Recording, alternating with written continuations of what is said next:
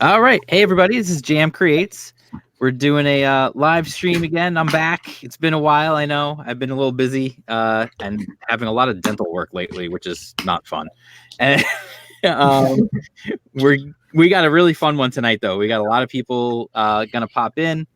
Let's just introduce who's here right now.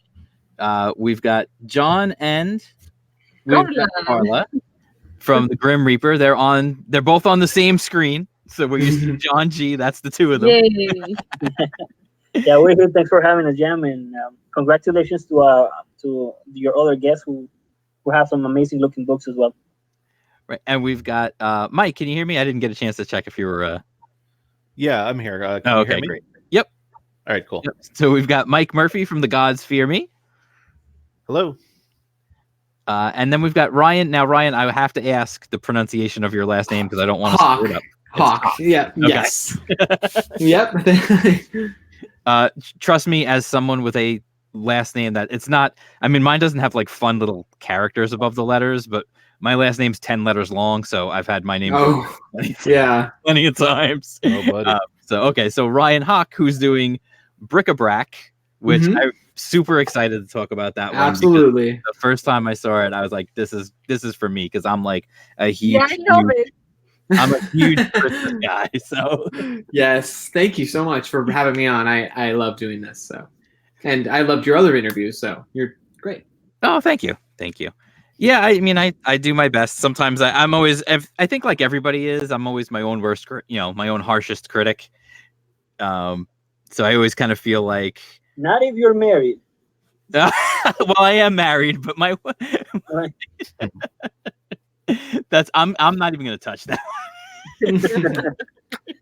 because I am married, so I'm not going to touch it. But yeah, no, like I was saying, I haven't live streamed in a couple of weeks, only because there's been some stuff going on. We did some charity stuff. I've mentioned I was doing some charity stuff the last couple of weekends for pancreatic cancer, which took my sister-in-law last year. She was 41 years old, and she passed away from pancreatic cancer. So that's something that's near and dear to my family.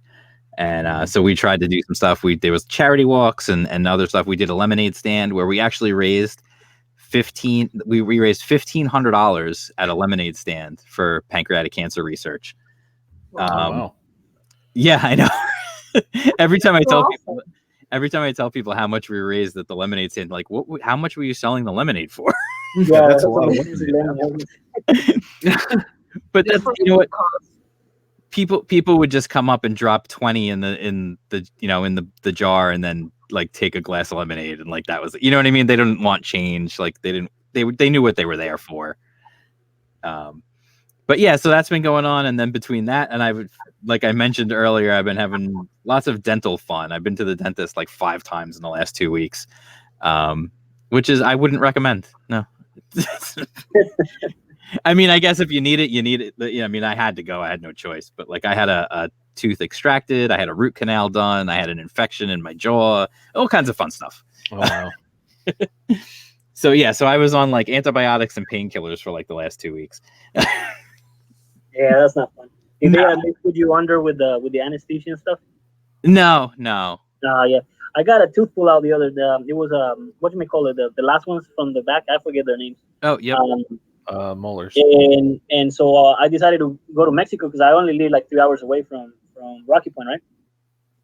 And so I crossed the border to Mexico, and it was super cheap. It was only like $10 per tooth. You know what I mean? But what I didn't know is that they didn't use any kinds of anesthetic. So what happened was, at some point, I swear, the guy that was pulling out my tooth put his foot on the bed, just kind of trying to pull it out. You know what I mean? Oh, wow. It was a nightmare. Still alive though. Yeah, I'm still alive, but Well, thank God. barely. Yeah, no, I found somehow I managed last year, right? It was literally the night before Thanksgiving. I was at work and I started having pain in my mouth, and it was bad. So I was like, I like my tooth, actually, I felt it crack, and then I was having pain. So I'm like, I got to go get something done. So I went after work that night.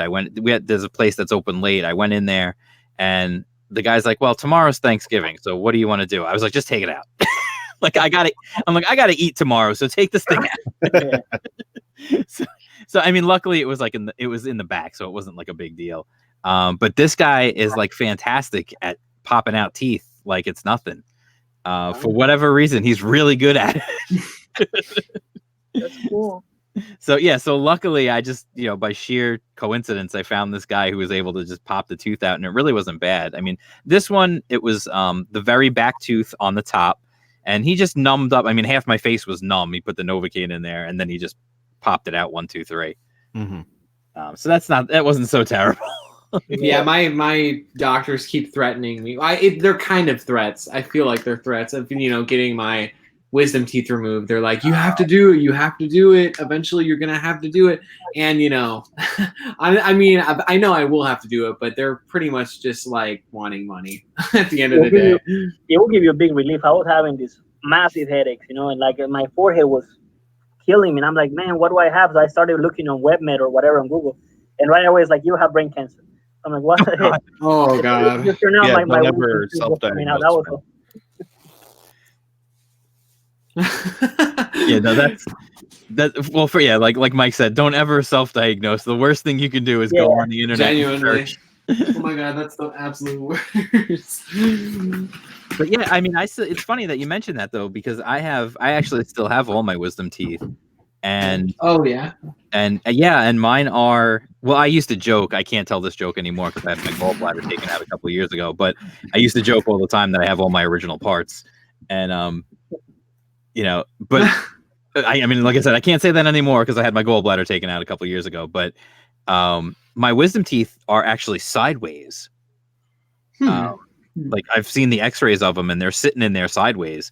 But like, they don't bother me. That's as far as I know. But I mean, John, you were just talking about the headaches, and I have headaches like all the time. So I wonder if that has something to do with it.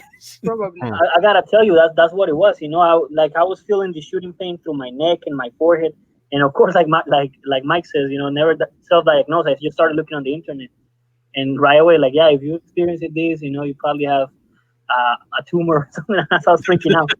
But then I realized that the pain sometimes was, kind of localized on my inside my mouth. So I was like, I wonder if it's a tooth, And I went to the dentist, and they were like, yeah, it's just your wisdom teeth, and all 4 of them are coming out at the same time. So that's why like everything hurts for you. You know what I mean? But once they told me how much it was to pull out all of them 4 and all that, I'm like, nah, I'll just cross the border, get it done over there. But I regretted it. Yeah, I don't know. I think I would probably. I mean, I'm in New York, so the border's kind of far for me anyway. But Yeah. me too. Oh, but doesn't Canada have like some kind of free healthcare system or something like that? yeah, they do have like the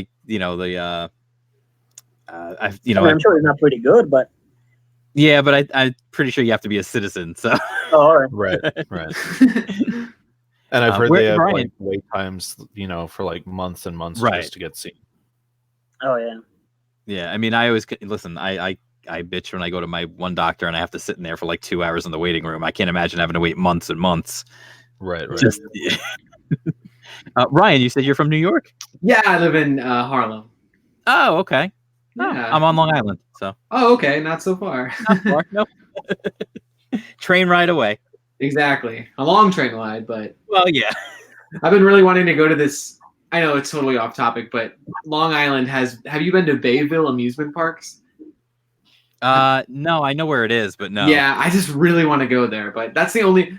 I mean, I want to go to Long Island before it closes. Apparently, they have a haunted Christmas, and obviously, I have a Christmas book, so I was like, I need to go to this. Like, it's gonna give me some new inspiration. So yeah, they have a haunted Christmas thing at Bayville in Long Island. So I want to make it down there one day. One day. I'm gonna have to look into that then. Yeah. Although what's funny is like, I mean, since you just mentioned it, so let's get into it. We'll talk about your book. Oh, okay. It is Christmas related. I'm like I said, I'm a huge Christmas guy. So like, I don't know, like the idea of a haunted Christmas thing. I mean, I love Christmas so much. I don't know if I want to see like a mangled Santa or something. Right. Yeah, for sure. Or like Krampus, for example. Right. Like that's like such a weird image, So why don't you tell us Okay, about sure. what is Bric-A-Brac? All right, yeah, absolutely. So yeah, we'll get into it then. So this book is a fantasy Christmas story. It's about a planet Christmas. This war has been waging on planet Christmas for quite some time now. Again, it's a war of resources. So the Nutcrackers are using weapons from an outside source that not everyone is aware of. They have this. I mean, Nutcrackers themselves they only use wooden objects, wooden swords. But suddenly they have amazing weapons. So where are they getting these weapons from? We don't know. But they are collecting a resource called Christmas Spirit, and it's kind of a resource that is very valuable to people it's kind of like vibranium Okay. for other planets, right? So people of other planets can make technology with it. So the Nutcrackers are selling it in return for weapons, and so they want to conquer Planet Christmas, and that's just one of the agendas of one of the many factions. So then there's the rebellion, who is basically all these Christmas fantasy characters, the dragon, and then a lot of our characters. And if you look in the Christmasville, which is the fourth page I show on the campaign, you see all these really happy-go-lucky people. But also in that town, there's the rebellion that is trying to take over or trying to kind of dismantle the Nutcracker threat. And then there's the Sugar Plum Fairies, who are trying to protect the children of Planet Christmas because they possess knowledge of where certain things are, like where Santa Claus is, because everyone else who's in the war or an adult has forgotten because they're too busy with the war. They're too focused on other things, and they don't really believe in Christmas like children do. So then there's Good King Wenceslas, who has his own goals and his own he has knights at his disposal, and he is looking for a certain object, a certain person that we will get into. And, then there are kind of wild cards like Jack Frost, who is definitely a wild card. He's in exile, but not a lot of people know why. And there is some history there that, he has with the Nutcrackers he's not too proud of. So we'll delve into that too in the story. There's a lot of factions, a lot of different perspectives on Christmas that the story contains. And again, it's a war of resources that, has gone on for quite some time. And this story is really following our character Garrett, who wants to end the war because it's kind of invaded his life in a big way. So now I'm seeing first of all, like I said, as soon as I saw it, I'm a big Christmas guy, so you instantly had my attention. Yeah. But then looking at the art, now who's doing your art? Because the art really is great. Yes, he's a good friend of mine named Rafael Sam. He is a Brazilian artist, and he is super awesome at what he does. He basically draws a lot of pop culture images on his Instagram, a lot of characters maybe you're familiar with, maybe some you aren't. I like how he kind of represents cartoon characters that might be from South America or from where he lives, and then also characters that we know, like the Powerpuff Girls and stuff like that. And I found him on ArtStation a year ago, and we started talking about the story, and for some odd reason, I just knew that he was the guy. I mean, I honestly couldn't think of anybody else who could tell the story. And I don't know if I will ever find anybody else like Raphael who could tell it as good as he does, because it's just so his style and so much our thing. So I'm just so happy with our collaboration. It's just kind of amazing. Yeah, well, I mean, the art, like I said, the art looks great. Like it absolutely screams cartoon, animation style. Like when I look at this, this to me, this looks like it would be oh, here's this crazy, animated Christmas movie. That's what it looks like. Yeah, absolutely. It's definitely in our goal was to make something that's like the Rankin and Bass, Rudolph the Red-Nosed Reindeer, Frosty the Snowman, Rudolph Shiny New Year, Year Without a Santa Claus, plus an intergalactic Star Wars mix. That is what this book is about, and it's for kids, but it's also for adults. It's kind of like a Pixar movie where it has a lot of heavy themes, but it's something a child can read. So it's really, really accessible, really fun, and it has a big message and a lot to say. So, how many pages is it going to be? So this is a part 1 of a 3-part story. So this is going to be 30 pages.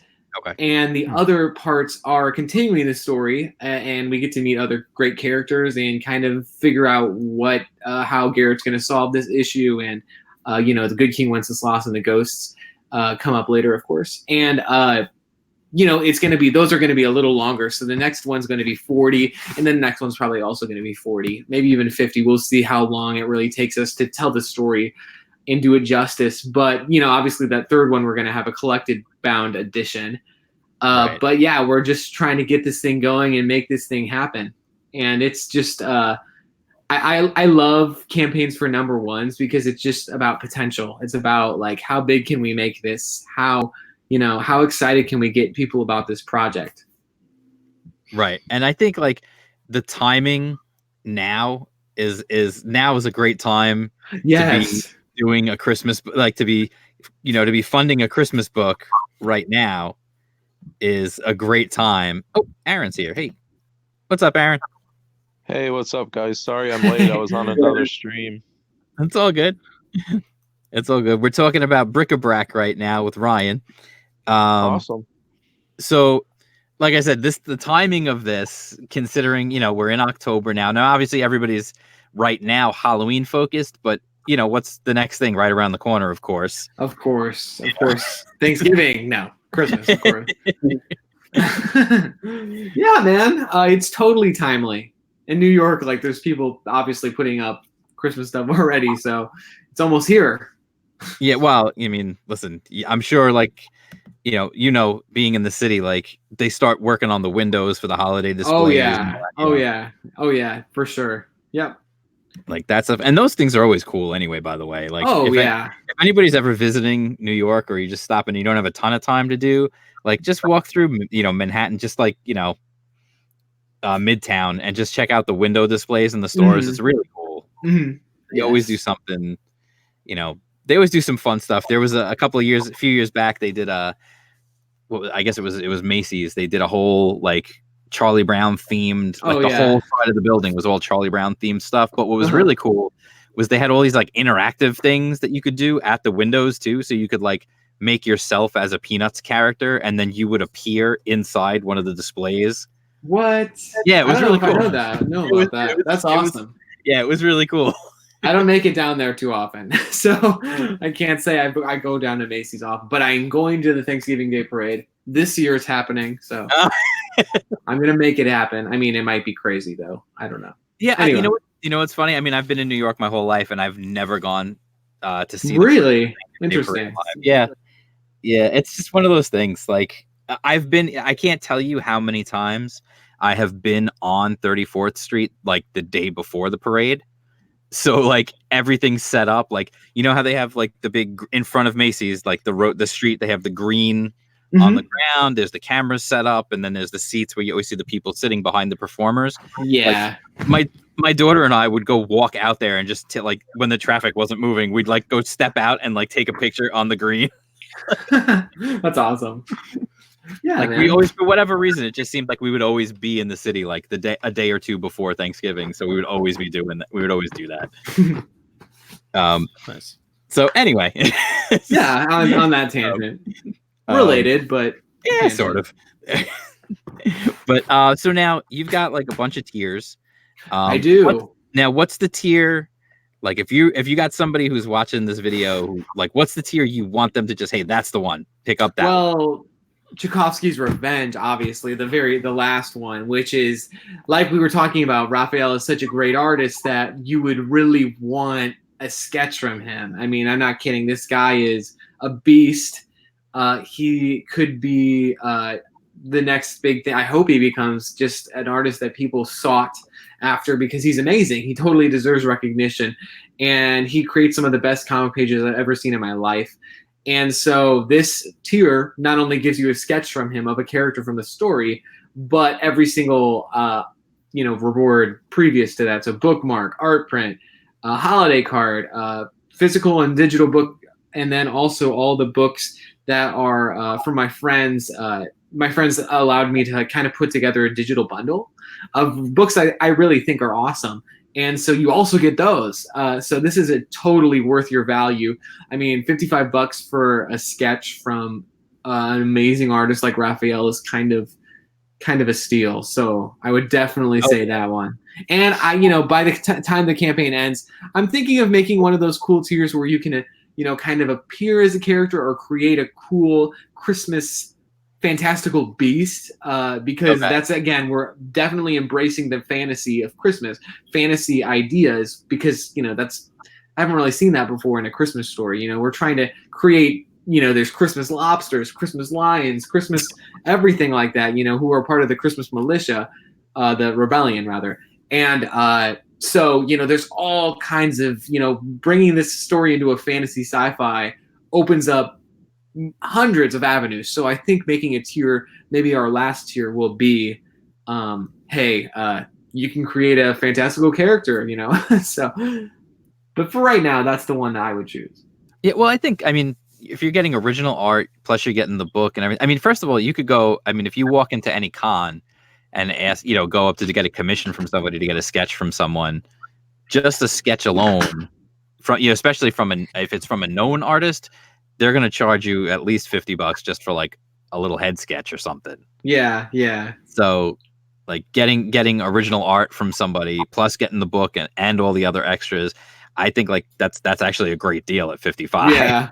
Trying to make it reasonable, but people don't see it as a deal sometimes when, I don't know. We'll see. Yeah, no, it's hard. And that's, it's funny because that's something, I put out actually a video the other day. I was talking, it was all mostly focused on visibility and that sort of thing, and getting these books out in front of people. Oh yeah. And how that's one of the hardest things absolutely. Whether you're crowdfunding or you're self-publishing, or even if you're going through a publisher, it's one of the hardest things to get it noticed, to get it in front of eyeballs. Oh yeah. And so like, that's why I feel like it's one of those things, but also price. It was just something I really didn't get into. I felt like that was a whole separate video to talk about that. Pricing is such a big deal. It's so hard when you're doing a book yourself, like a crowdfunded book like this, because there's so many things involved that a big publisher, if you're working through a big publisher, you don't have to worry about. Exactly.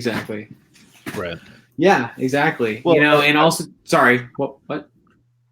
No, I was just going to say, well, I think thankfully, a large part of our audience and potential audience understands that it's not just a product that they're buying, but it's also an investment that they're making in us. Mm-hmm. Mm-hmm. Oh yeah, no, I definitely think, and I think that's why, it is such a big deal for creators to, do things like this, make appearances on shows, to find a way to raise your profile, just to because you have to be everything. If you're doing this, you're the writer. If you happen to be the writer artist, you're a writer artist. If you're not, you're a writer. You've got to put a team together. You've got to pay your team. You've got to do all the promotion. That's you. You've got to do you've got to handle all the publishing side of everything. You've got to handle putting the file together. You've got to handle all of that stuff. So there's so many hats you have to wear, but one of the most important ones, while you're running your campaign is promoter. That's one of the biggest ones. And I see a lot of people out there who it's almost like they've, unfortunately, I think a lot of times people kind of feel like, well, I'll just put it out there and they'll just come to me. But like, this isn't Field of Dreams. It's not just you build it and they'll come, like Right. you have to literally jump in front of people and be like, hey, look at my book. Yeah, it's really hard. It's unbelievably hard. Yeah. And that's the thing. Like, and I'm not, I'm not trying to say everybody needs to come on my show, because clearly I don't have the biggest audience. We all know who's got the biggest audiences out there. But between, my show, and then between like my zine that I'm doing, the Indie Comics Underground, like I'm trying to help people. Mhm. And it's funny how many people I've had where I'll reach out to someone and they'll just kind of not answer. And I find that kind of strange. I'm like, if you're trying to promote your book, like, Yeah, man, you had to what get are you doing? everywhere. Interview every day the campaign is on. Every single night, every single day. Like, so, all right. So I have a silly question for, let's say Bric-A-Brac just blows up, right? I don't think so. It becomes this huge. Well, let's just, for argument's sake, let's just say it blows up, and then Rankin and Bass decide they're going to get back in the Christmas holiday special. Do you want them to do an animated one, or do you want them to do stop motion? Ah, that's a tough one. That is a really tough one. Maybe it could be like a mix of both. I don't know. Like maybe the space aliens are in it. I don't know. It could be like Space Jam, where it's like, I don't know. But it would be, I think maybe animated or stop. But, well, I'll just talk about this. I saw this one movie. What is it? I think it was a stop motion movie that was absolutely beautiful. That was out by the people who made Paranorman. What is it called? Well, Paranorman, for example, has like an amazing, or the Box Trolls too. Trolls. And Kubo and the Two Strings. Oh, Like yeah. those are some of these amazing, stop motion movies. I think it would be awesome in stop motion for sure.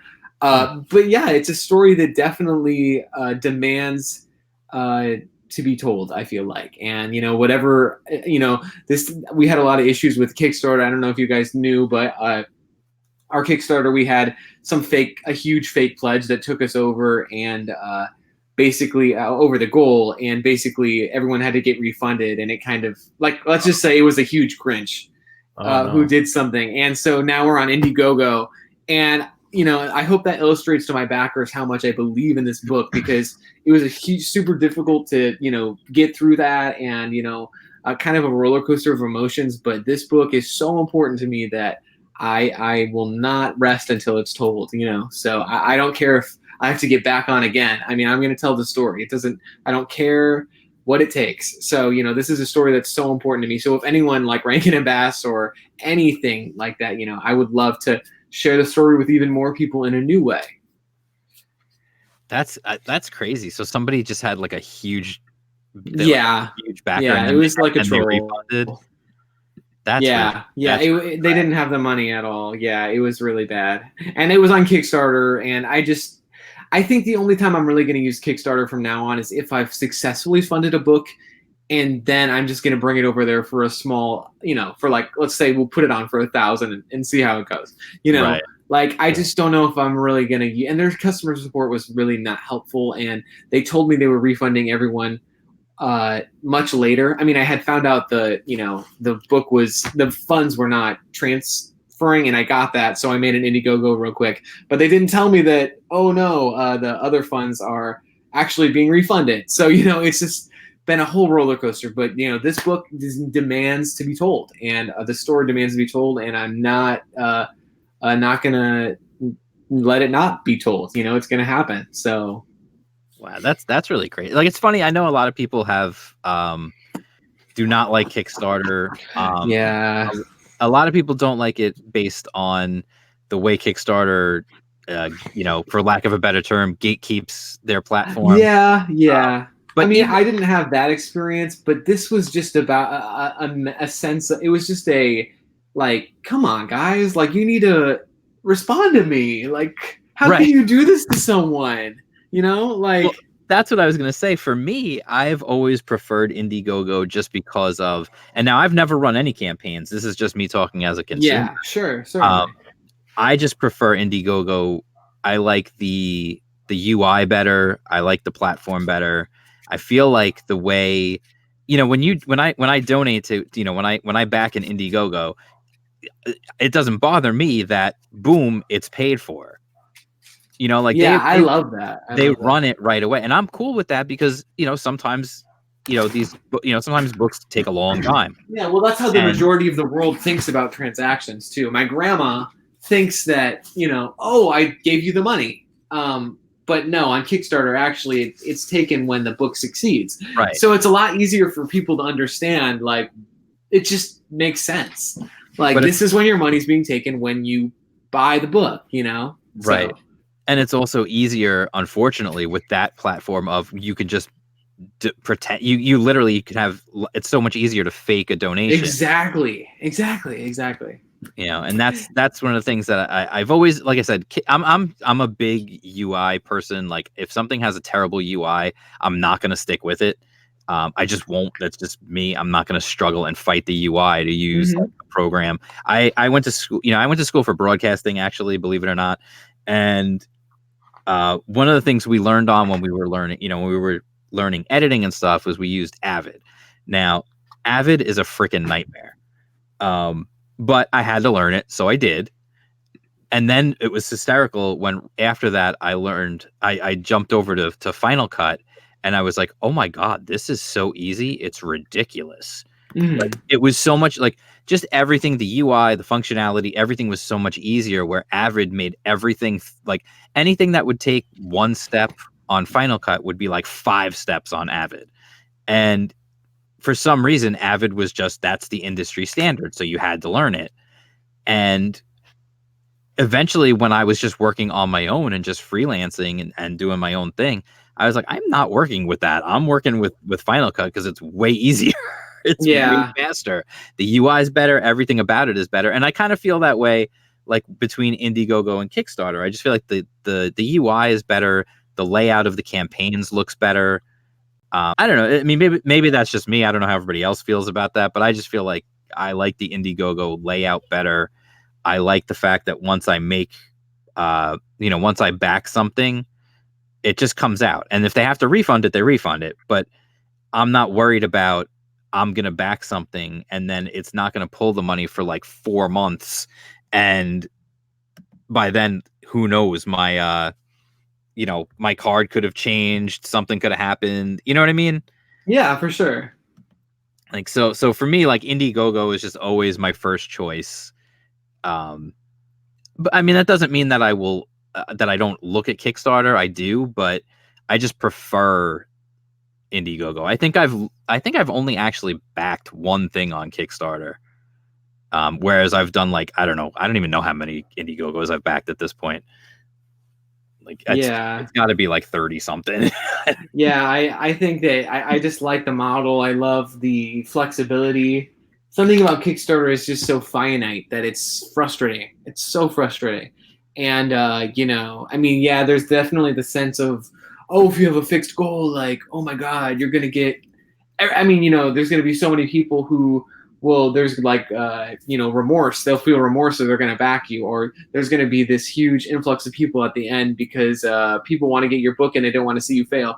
I don't know, when you kind of base your website around that idea, and that is definitely something they talk about when they talk about, this is why we're all or nothing, is because we found that most projects are successful because people feel an urgency to buy them in 30 days. And I think that's great, but at the same time, Indiegogo gives you tools to make it more of an experience. Not only do they, on Kickstarter, your campaign essentially dies once it's over. Right. On Indiegogo, you have in demand, and that can go up for months. And then you have flexible goals. You have just so many tools at your disposal, and Kickstarter kind of feature too. Exactly. I mean, Indiegogo just is above Kickstarter right now, and obviously it's where all the heat is. The only difference is that Kickstarter is a fan generator, and like there's 7 times the people on Kickstarter, and it's just it's definitely a fan generator. So people who might have only backed fashion and design, apparently, they're going to come on your Kickstarter and see it and that's all just theoretical stuff. So Right. Really, there's no proof that this is actually happening. But Kickstarter is just, it's a tool, but I think it's run by people who I don't know. Their customer support is just really bad. And on Indiegogo, you can literally have someone personally talk to you. Like, you can have like your own little helper throughout your campaign and kind of talk through what's going to go down and how you're going to get your funds. And it just seems like Kickstarter, you're serving them and they're not serving you. and Right. when you get a 5% cut, it really shouldn't be that way. It's almost like whenever they're doing something for you, it's a pain in the ass for them. It's like, Right. what is going on here? It's like they're doing you a favor. Exactly. I mean, that's what this whole thing has definitely opened my eyes about. Their customer service sucks so bad, and and they have no toll-free number. I wonder why? Because they don't want to. They don't want to get my phone call. Trust me, they didn't want to get my phone call because that would have been really, really rough for them. Because I was freaking scared. I mean, that's all the funds that I worked for. So, yeah, like I said, I don't think I'm going to go on Kickstarter to fund a book, but instead to just use it for what it is. It's a fan generator. So, when the book is done, just get it on there. And, I don't think that's a bad idea to do like a secondary run. Exactly. Yeah, exactly.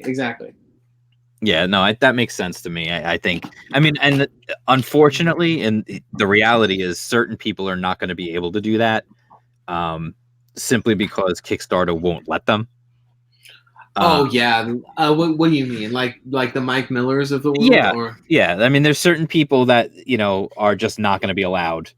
Yeah, I find that kind of blasphemous too. Like what?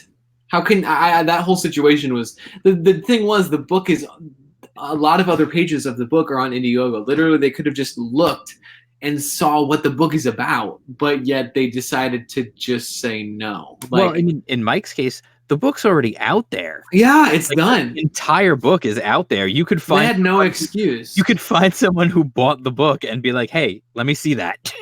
Yeah, exactly. You know what I mean? Like it's literally. They just don't care. They just because they're gatekeepers, right? Essentially, and I don't want to talk.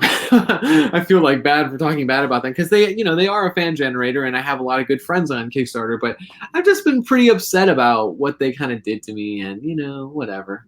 I mean, I get that I shouldn't have gotten the funds because it was a huge pullout, but it was definitely tough to take 2 weeks, almost a week into my Indiegogo campaign that was supposed to fund the rest of the funds, so the lost funds. So, yeah. Right. But that's where I think the Indiegogo model of, the money immediately comes off, like you pay with your credit card and that's it. You've already paid. Exactly. I love it. And it's done. Love it. It would definitely make it would it a lot harder for someone to do something like that, like doing a giant fake. Yeah, donation. You'd have to have the money. I mean, there's no doubt about it. You'd have to have the money. I mean, you could definitely pull out, but you'd have to have refund. But yeah, you would need to have it to begin with. Exactly. So the Kickstarter, how you back the book, and then like you said, the money comes out later. But also the other thing is, you on Indiegogo you back your book and then you get it. But like on Kickstarter, you back your book and then you gotta wait and then you gotta get your survey. Yeah, the survey is a pain in the ass. And then people will be like, I didn't get my book. It's like, no, you didn't answer your survey. It's like, there's a whole stupid thing. And like, then you lose customers because they think you're not active. It's like, what the hell, man? You're not answering your emails. Like, come on. You have to, right. Well, you're going to get blamed because they didn't, either the survey went to their spam filter or they just didn't see it. Or exactly. But yeah, then that's going to leave them with a bad taste in their mouth towards you when it really has nothing to do with you. Exactly. It's just, I even went through the struggle of with my last book, sending each of the digital copies to each of the people, through WeTransfer, because I was like, I don't think everyone's going to go to this one link and get the book. So I'm just going to send it to everybody singularly. This will definitely, help. Well, I still ran into the same issue, but, Yeah, well, I don't know if you could use something. Well, I don't know. But like, it's tough because there's so many different aspects of this whole thing of running a campaign and everything else. Oh, my goodness. Yeah. There's so many different things that you really want the platform to not be one of the hurdles. Yeah. They're your friends, right? Kind of. Not really. Like, that's the thing. Like, the platform should be as easy as possible for the consumer, because we've got, especially right now in comic book crowdfunding, there is a huge new batch of people who have gotten into buying crowdfunded books, backing books, and getting them, who never crowdfunded anything before. You know, there was a huge influx with guys like Ethan and Mike and his campaign, and Doug TenNapel and all these other guys having these giant campaigns. They've brought in a lot of people who have never backed anything on crowdfunding of any sort. And so it needs to be as simple as possible for them. You want to have as frictionless a process as possible for the consumer. And the last thing you want as somebody who's creating something is for the platform to be the problem. Yeah, exactly. So, that's how it goes.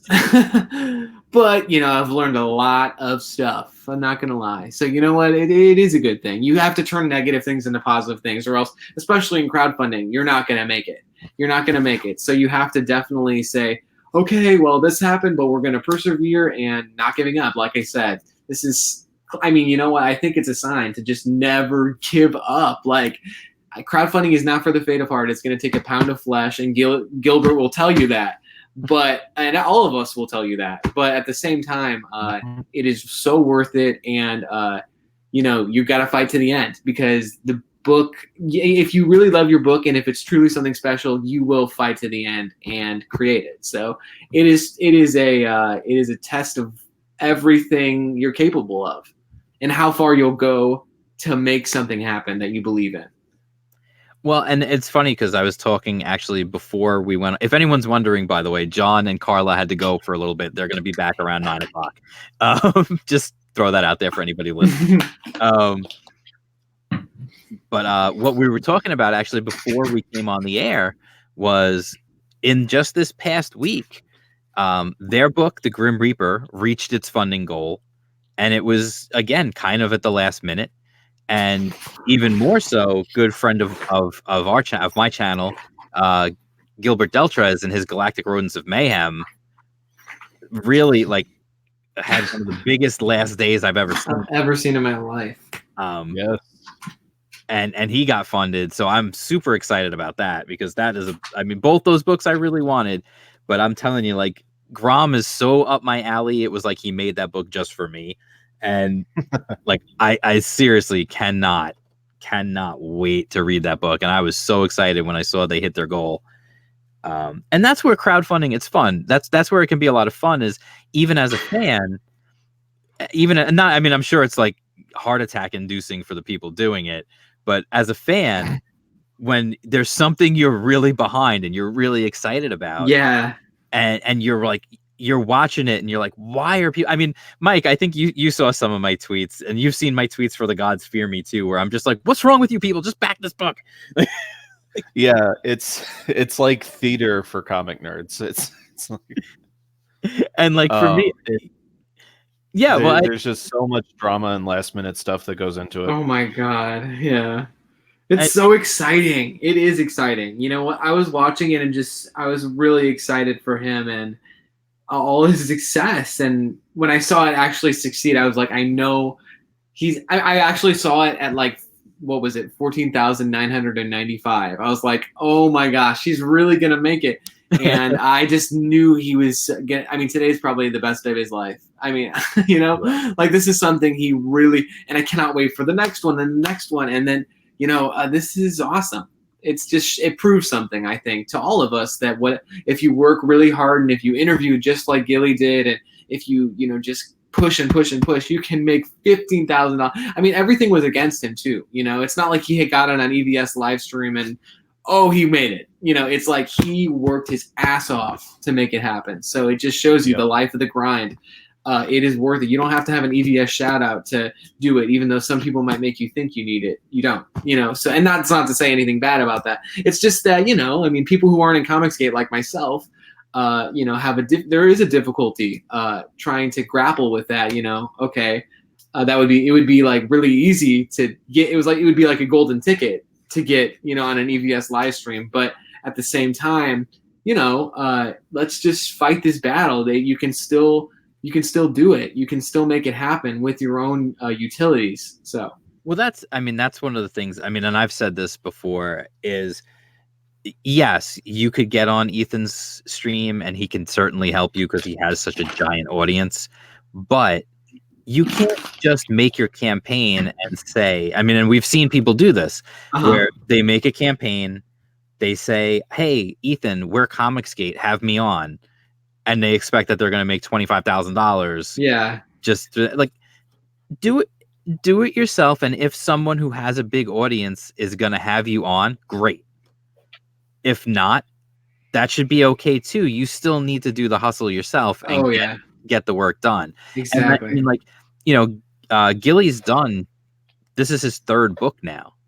Mm-hmm. You know, he did Lair and he did Pistolera and Under the Flesh. Actually, it's his seventh. Yeah. It's his seventh Kickstarter, or it's his seventh campaign. Right. But yeah, he's done, and he's had multiple print runs for different ones. But right, and he's, you know, I mean, I could be wrong, but I don't think I've ever seen him on any of the big guys for never. I mean, Antonio, but I don't know if he's considered a big guy.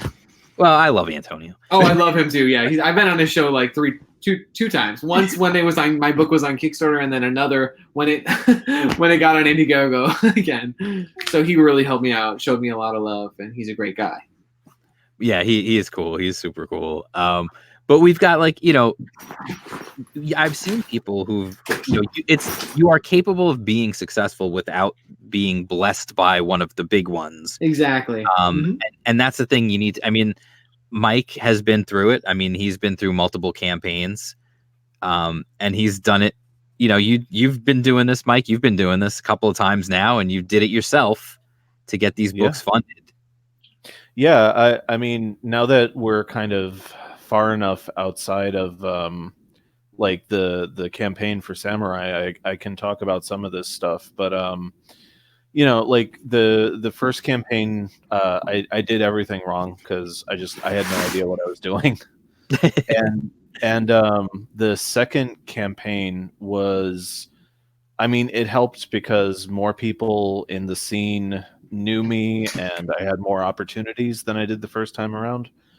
But I was still kind of operating with like a hand tied behind my back because behind the scenes, our artist on Samurai and Dinosaurs kind of he kind of walked away and divorced himself of the entire project because he didn't agree with us aligning with Comicsgate. Okay. So I had to do like all the promotion all on my own. Like he couldn't make any like appearances on drawing streams or anything like that, and he wouldn't promote on social media. So, you know, I had some advantages, but I basically, you know, like I said, I had one hand tied behind my back that whole time. Yeah, that's tough. That's really tough. Like to have like a schism in your own team there.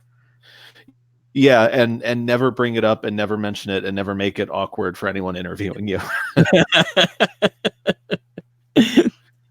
Now, since I mean, and now you're running another campaign now. You've got The Gods Fear Me, which has what, 8 days left? Yeah, 8 days left, about $700 to go. And yeah, like I'm pretty confident that we're gonna make it, but I'm still gonna be hustling really hard this final week. Yeah, well, this is another one that, I mean, Mike will tell you, like, I've gushed over Christian's art countless times now. He's heard me talk about how much I love Christian's art. Christian Rossi, the artist for this book, is one of my favorites. He's just such a great artist. And this book, like, just look at that one panel right there. Just, that's so badass. Like, just can't even. And by the way, just a little shameless self-promotion while we're talking about your book. The next issue, the November issue of Indie Comics Underground, will be the first issue where I'm going to have an artist spotlight in there, and the artist who will be interviewed and spotlighted will be Christian Rossi. Oh, that's awesome. So, yep, just so anybody knows, they can look forward to that in next month's issue. A little sneak peek there for everybody. Yeah, we did an interview via email. He shared some other art with me that I'm going to put in there. Really, really cool stuff. But getting to The Gods Fear Me, This is, I love the idea. One thing, I don't know if we really talked about it too much the last time you were on, but the novella, the prequel novella, Yeah. like that to me is such a neat idea. Like how Thank you. did that end up coming about? Like how did you like, for lack of a better term, how did you just think of that? Like Sure. Well, with the campaign for Samurai, I just kind of, if we're being 100% honest, I just kind of followed Malin's and Ethan's model of like you have the main book and you have a smaller mini comic, and like that kind of worked because there's a spot in Samurai where right in the middle of the book you're kind of dropped into this weird well, I'll just say it. Like the characters take refuge in a cabin, and it's clear that a bunch of weird shit went down in that cabin. But when I originally wrote Samurai, I just kind of left it vague and nebulous, kind of like how you don't really understand anything about the space jockeys when you first see Alien. It's just this giant thing that's kind of fossilized in a chair. right. So like I thought about it and I'm like, well, there's a cool story there. And with The God Fear Me, I just kind of want to carry that format forward, and I'll probably be doing it with all the other campaigns, especially some of the stuff that we've got planned for next year. So I knew I wanted it to be a prequel, but like as far as the narrative of The Gods Fear Me is concerned, like the first moment that we're exposed to the world is when Kedzie gets exposed to the world, and that's pretty much page 1. So I knew if I was going to do a prequel, I was going to have to go all the way back to like 200 years ago, like when the Madness Engine first awakens and most of humanity is killed off. And it was at that point, like I was thinking about format, and I think I've talked about this before. Like I'm a really slow artist. Like as a matter of fact, I'm still finishing up the inks on 2 of the pages for the cabin. So knowing that, I was like, okay, I'm not going to be able to do like a 16 to 22 page comic without running the risk of like running late again. Right.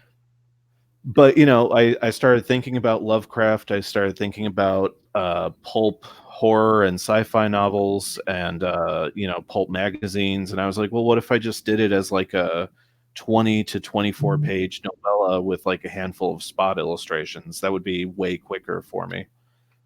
And yeah, like once I knew the time frame and the format, like a lot of the story stuff just kind of started falling out of my head. Yeah, I just think it's a neat idea of like adding, you've got the comic, of course, which is, the main thing that people are backing for, but here's a way to, it's almost like you're creating your own expanded universe for your own property. Right.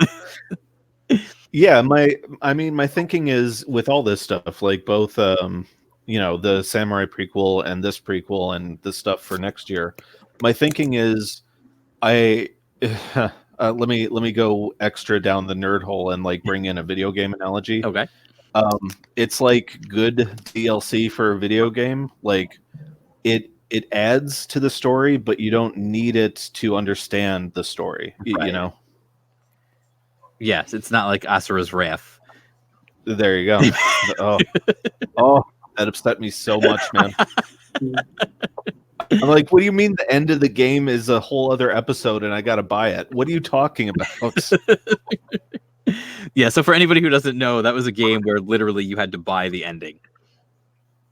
Like, it was an extra piece of content that you had to buy after you already bought the game and played through the whole game. You had to buy the ending to then play the ending. Yeah. So I knew that I 100% didn't want that. And, so like for people who just buy the base book, I hope that you'll get across the gist of the severity of the situation just by Kedzie's opening, monologue and kind of the information getting downloaded into her skull the second she wakes up. And we take kind of a Morrison approach, like what he did with Superman's origin. It's like super condensed, but you still get it just with a couple sentences. Right. For people who just buy the base book, like you'll get that and you'll understand why the world is the way it is. But if you want to understand more about what happened in the time after the Madness Engine woke up, if you want to understand more about the company that designed Kedzie and the man who founded the company, all that kind of world building stuff, like that's what the prequel novella is for. Yeah, I just think it's a cool. And here's the other thing I will say, just for myself personally, like I'm a sucker for that kind of stuff. Like if you tell me on your campaign, like here's a good way to get me, like add any kind of extra book, whether it's in, some people have done like ash cans and you've got the prequel novella, anything like. If you want me to move up a tier in whatever I was going to back, that's a great way to do it, because if there's more story content there, I'm most likely you're going to have me. I'm going to do that one, and whatever just the book is. If that's what I was going to do, if you add in like an extra book of some kind, yeah, I'm going to do that one. Right. Like, right. That's just how it is. I'm the same way. As soon as Ethan started talking about those ash cans for Blood Honey, I was like, all right, well, that's what I'm getting. Yeah. Oh, yeah. Me too. Absolutely. It was the same thing with Graveyard Shift when he had like the little ash can with that too. I was like, well, I need to have this. This is going to be more content, and I need that. Right. That's, yeah. I'm a big lore guy, man. Yeah. Exactly. Yeah, I am as well. That's one of the reasons why I really dig Blood Realm from Alterna. Is in the back of a lot of issues, he literally will just have like a couple of pages of just lore. Yeah, man, they need to put out a trade of that so bad. I want it so bad. It's coming. I think they're doing I think it might be November. It might be November. I don't remember exactly, but I know Peter said they're doing like the Alterna Giants, which are like the 80-page on news, or like it's the full thing. It's the first 3 issues. It's the first volume. There's no extras, and it's on newsprint, and it's $5. Mm-hmm. So, like, if you haven't read the whole series, that's a great way to get it. Yeah, but I'm a trade guy, man. Like, I want that thing to go on my shelf when I'm done. Yeah. See, it's funny because I am like, that's the one thing I used to be like. I need to have everything for like like not so much for collectability, because I've read everything, but yeah, I always like if there was like I'm the schmo who went out and bought all 5 covers of X-Men #1, like just because like I couldn't help myself, like sure. But like when it comes to anything else, like I have to read it, and now as I've gotten older, like and storage space is at a premium and everything else, but once you have kids and everything else, like storage becomes a big problem in your life. Right. So yeah, that was kind of our thing. Yeah, well, I mean, I moved to trades way before we had Clark, but we've condensed down like our single issue collection a lot, and we have a move coming up probably within the next 2 years, and we'll probably get rid of like, I don't know, 80% of what's left of our single issues at that point. Okay. Yeah, like it's just trades make more sense because it's that thing of like, you through all the different outlets, you can get them so discounted these days. Right. And like when you're done with it, if it was worth your time and you want to hang on to it, like it can go on the shelf and not take up a lot of space. Or if it didn't really grab you the way you were hoping, like you can just donate it to a library or a friend. Oh yeah, definitely. There was an interesting thing actually that just happened. It was just I think about a week or so ago, maybe 2 weeks ago now. Action Lab put out a series by Wes Loker, who did like he wrote Unit 44. He does a lot of the lettering on a lot of Alterna's books. Okay. It was a 4-issue series, and they put out the whole thing at once. and they put it out exclusively on Comixology. So if you don't like digital, like, then whatever. But Right. yeah, they put out all the issues at once as Comixology exclusives, and then they're putting a collected edition out on Comixology as well, which I thought was kind of odd, but because it's the same thing. Like, I'm not really sure why you would do that, but whatever. Right. But the idea of, we already know this is a 4-issue series. It's written to be that. So we're just going to put them all out at once. And if people want to buy the first one and then they like it and they want to just keep going, they can. They don't have to wait a month or anything like that. I thought it was an interesting idea. I don't know how well it's going to work out for them. It's similar to what TKO does, where they put all the books out at once for quote unquote. Yeah, and binge. I've been thinking about TKO a lot. I wonder how that business model is working for them. Yeah, I don't know. I haven't really heard much since that initial wave when they first came out. Right. But it was just an interesting thing, and I just feel like a lot of books now are written for the trade. So, it's Yeah. I kind of feel like if that's what you're doing, that's what people are going to buy. They're not going to buy the floppies then. Right. And I think in particular with crowdfunding campaigns, let me just speak for myself.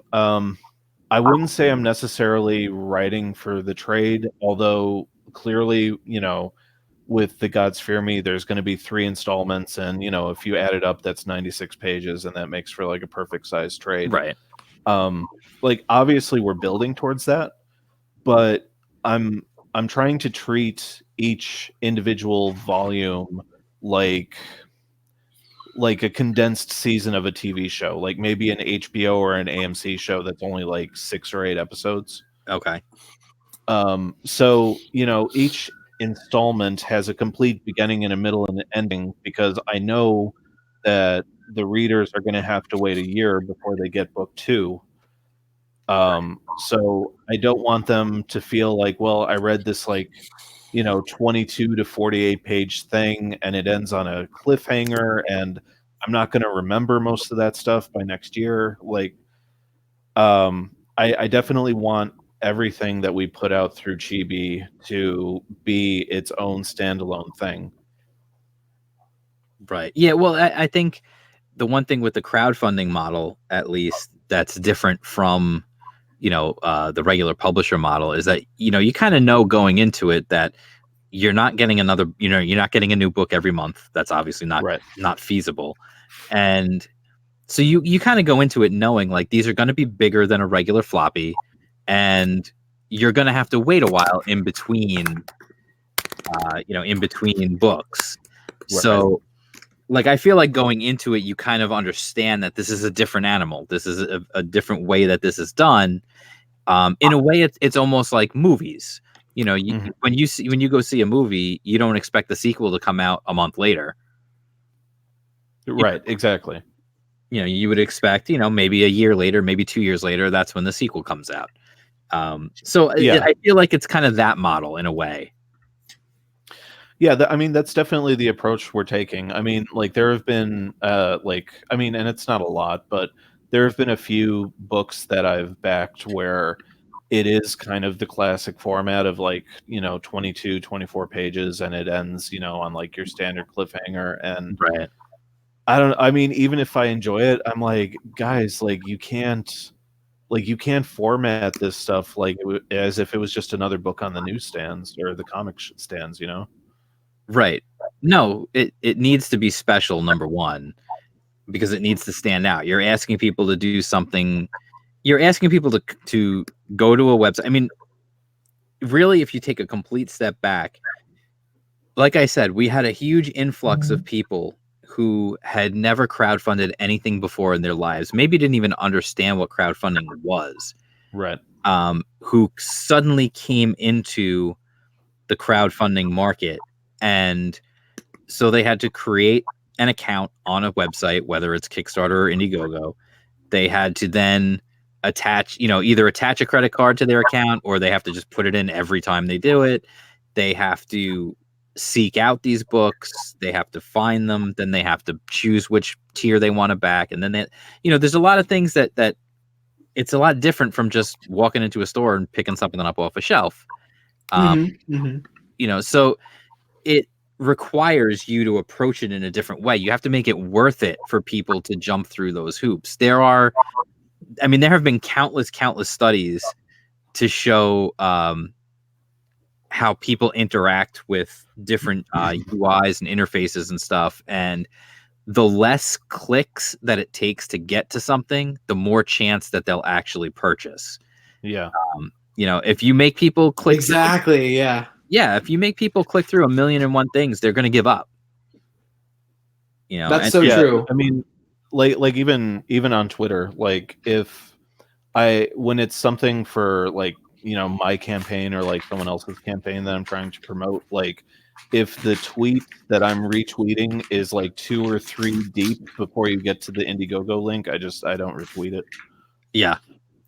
Oh yeah, no, I look at, if I'm going to just retweet someone, which I don't, this is another thing we could talk about. Like I was talking about the other day on the video that I mentioned before, I was talking about visibility and exposure and getting your book in front of people. I see people sometimes tweet about their book without the link to the campaign in it. Right. And that baffles my mind. Like you literally should have the link to your campaign in every single tweet. Like if you're going to tweet about your book, put the link in there. It doesn't matter. Even if you're just going, hey, I think my book's going to be cool. It doesn't matter. Put the link in, because that might be the one somebody clicks on. Yeah, I think I'm guilty of that like 3 or 4 times, and it's just purely forgetfulness or just being exhausted. And like within 10 minutes, like someone will write to me like, "There's no link." I just feel like the biggest idiot. I'm like, oh, okay, delete. Yeah, well, because you can't edit a tweet, so right. They'll never put that edit button in there. Apparently, no, they won't.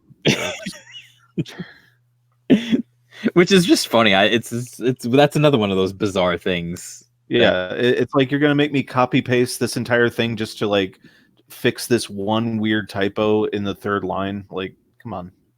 I did that. I've done that where like I'll be in a hurry and I'll tweet something, and I mean to like I'll write the whole thing, like especially if I just posted a new video, and I'll have the video up. I'll have the link copy and pasted, and then I'll go in and I'll write the tweet, and then I'll hit it, and then realize, crap, I never pasted the link. And so then it's like, okay, delete the tweet, do the whole thing over again. Yep. And then I just feel like an idiot, because I feel like anybody who, listen, not that there's people who are hanging on my every, tweet, like sitting there waiting, salivating for my next tweet. But like, I always just feel like there's somebody out there who's like, oh, he tweeted about a new video, and oh, the tweet's gone. What happened there? And then, it's back again. And like if you're attaching images, you gotta attach those images or that video all over again, and you're like, oh man. Like, and I know this sounds like the whole first world problem thing, but it's like it's just a UI thing that you wish that they could just get over themselves about. What's funny is we're talking about visibility and whatnot. Like, I wonder. Whoa, okay, StreamYard's just freaked out on me. Can everybody still hear me? Yeah, I can hear you. Okay. That was bizarre. So anyway, like all my tabs just vanished. Weird. That was really, really weird. Oh, and there they are. Okay. Strange things. Okay. But anyway, I forgot what I was saying now. Yeah, but just talking about like visibility and all that. Like, I don't know. Is there a way? Because again, I've never done a campaign myself, so I don't know if you guys know. Does Indiegogo give you feedback on where your backers are coming from? Yes. It does. Yeah. So what have you guys found is like the best way for you to have backers coming in? Twitter. Twitter is king. It goes down in the DMs, man. Literally, I mean, you have to grind. And it doesn't just mean getting on podcasts and stuff like that. You actually have to direct message people. And some people will take it as spam. Some people will take it as, oh, thanks. They'll, give you a thumb, which is pretty much an FU, but not really. And then there are other people who will actually say, this is amazing. And that's the part about crowdfunding people don't tell you, is that it's a lot of DMs. It's a lot of stuff like that, especially when you're starting out. You don't have a fan base. So how do you tell people about it? Well, you have to kind of do things that aren't very desirable. It's kind of like that first job that you got that is, not desirable at all. You have to work from the ground up.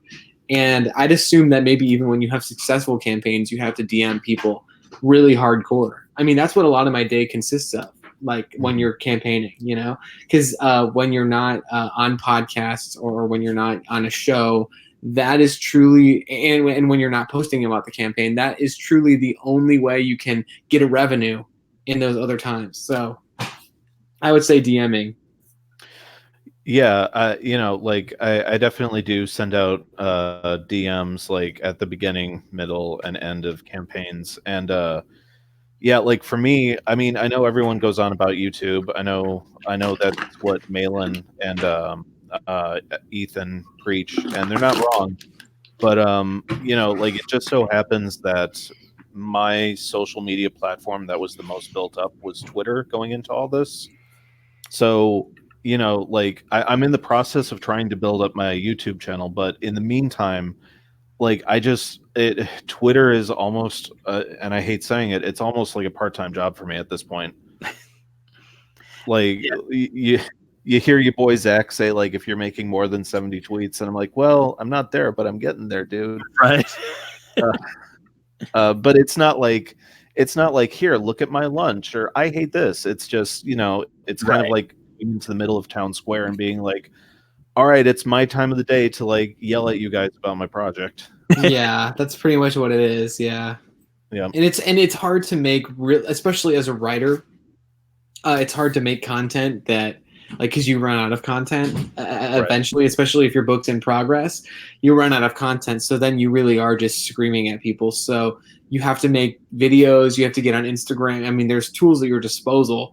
There's so many tools at your disposal to make new and fun things. So get on Facebook Live, get on all these different things, because what's interesting about videos is that people are more apt to see your live video or your Instagram live video or your Twitter video than a blurb of text. So, that's what I've just been doing now. And it's something I'm going to continue to do, is literally just go live, because what's funny about it is that people get notifications, people get and people, from a high school buddy could be like, why is this old friend getting live right now? That's such a weird thing. They click on it and see you going live, and suddenly, oh, he writes comic books, like, so that you have to try so many different things. It's literally like waving your arms back and forth in all new types of ways, finding new ways to do it, like for 30 days, pretty much. Right.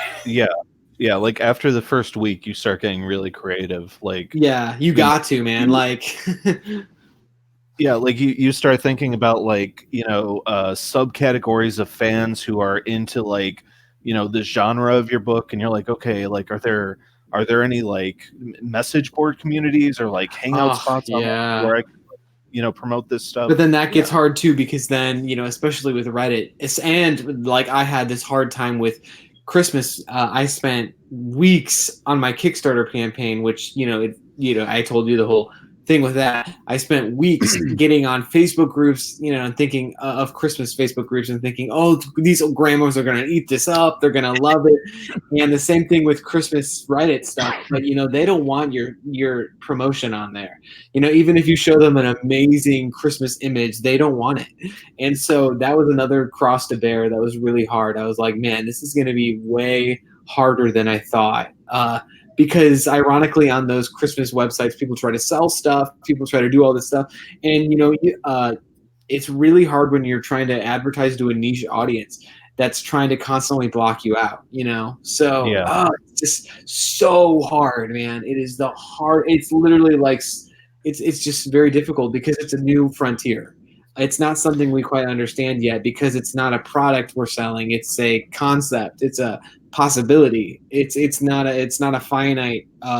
It's not tangible. So it's like selling hopes and dreams. Right.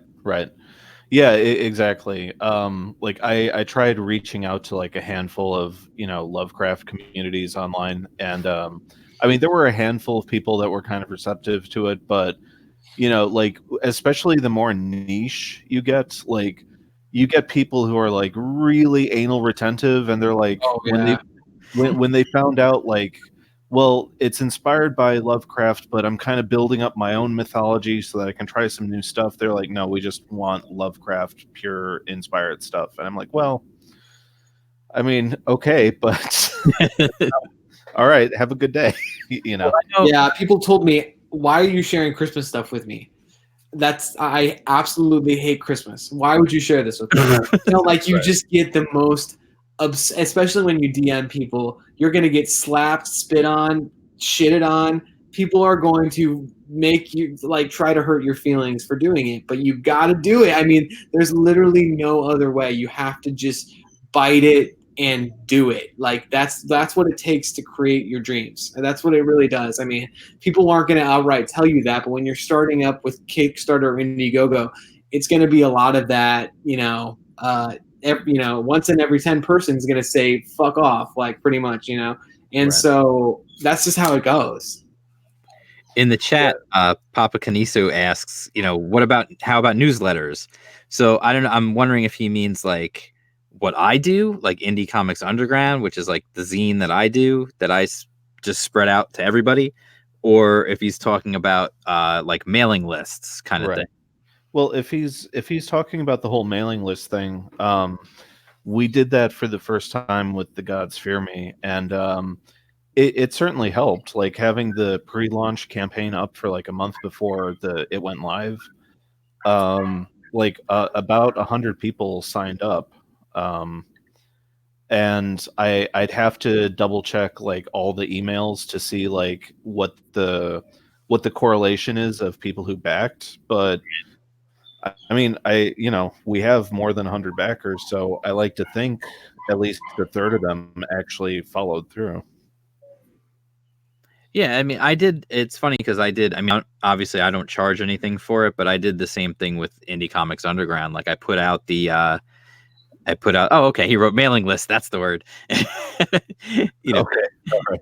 I put out the link for the mail. Like I used MailChimp for that, and I put out the link for people to sign up for it beforehand. And really, I didn't really have much of anything other than my channel and what I was telling them it was going to be to go on. And I had a decent amount of people sign up, and so now like every month they get the issue of ICU before it goes out to the wider internet. That's my way of rewarding them for signing up for that, because again, the whole thing is free. So, I don't really there's nothing I can give you other than early access, Right. But basically, mailing lists can be really helpful, but like even with mailing lists, you're still going to get some salty feedback once in a while. Like I had this one person about 2 weeks ago. I sent out a reminder about The Gods Fear Me, and he was just like, "Stop spamming me." And I'm like, "You signed up, man." Like, what are you talking about? Yeah, I mean, it's funny because that's one thing I'm always with my mailing list. I literally don't send anything other than I send out the issue of ICU when it's done. Mhm. And sometimes I'll send out something beforehand, just saying like, hey, keep your, like just a little like, hey, keep your eye on your mailbox. It's coming, within 2 days, or it's coming on Friday or whatever, like something along those lines. But that's what I generally try to just keep it to, because I don't want people thinking that, because people will think you're spamming them if you email them like twice. Right. Yeah, exactly. And it's hard. It's so hard. But now, have you guys tried, like, I know in my quest to grow my YouTube audience and the audience for Indie Comics Underground, like I've gone to some other social media platforms, things like Minds, and I mirror all my videos on BitChute. And I've got some subscribers over there as well. I got like not too many, but I got a few over there, and they're I get some interaction over there, some comments on stuff, and it's good because it's just more interaction, which is always good. Sure. But like Minds, I feel like I don't know if either of you guys have tried it, but I'm on Minds. Are you? Do you get any traction there of any kind? Because I feel like Minds is like buckshot. Like it's just so scattered, and like with Twitter, you can kind of fall into like, okay, like I'm in this stream of people who are into comics and pop culture. But with Minds, it's just like I'll get people subscribing to me who are like anarcho-capitalists and and just like no interest in anything that I'm doing. And I'm like, why are you so it's really weird to get, or it's really hard to get any type of traction in my experience, at least with Minds. Yeah, I haven't. I mean, I every now and then it'll pop up. I've got a new, somebody new following me on there, and there really doesn't seem to be any rhyme or reason to it. Right. It's just, you're using this platform. But I will say something that's kind of underrated about getting people to consider your campaign is definitely LinkedIn. Like, people might say, oh, YouTube, but I honestly think LinkedIn is, because it's a professional space and because it has this kind of it's different from Facebook, and because it doesn't have all your friends on it. It's different from Instagram because it doesn't have people who will just pass by your stuff. It's actually with professionals. It's actually with people who consider what they're looking at. And if you DM people there and people you admire, people who I think there's definitely, I've had some more success on LinkedIn this time around than I think I ever would have before. I do think it's because it has a different, the purpose of the website is different. It caters towards careers. It caters towards launching a career. It really does. It's about your reputation. I mean, literally, you have to put on LinkedIn everything you've done. So I just think that it's worked out for me pretty well, a little bit more even than Facebook this time around. So I just think that that is totally an underrated kind of thing. And you can definitely, there's groups on there too, so you can look for niche things, comic groups, all these kinds of stuff, and then start messaging everyone in those comic groups, because they might be interested in your book if you kind of show you got what it takes. Mm-hmm. That's interesting. I've never heard anyone mention LinkedIn before. Yeah, it is a powerhouse that people have to start. Yeah, that's, like I said, that I've never heard anyone mention LinkedIn before. You generally only think of, well, it's for people looking for jobs or people looking to hire people.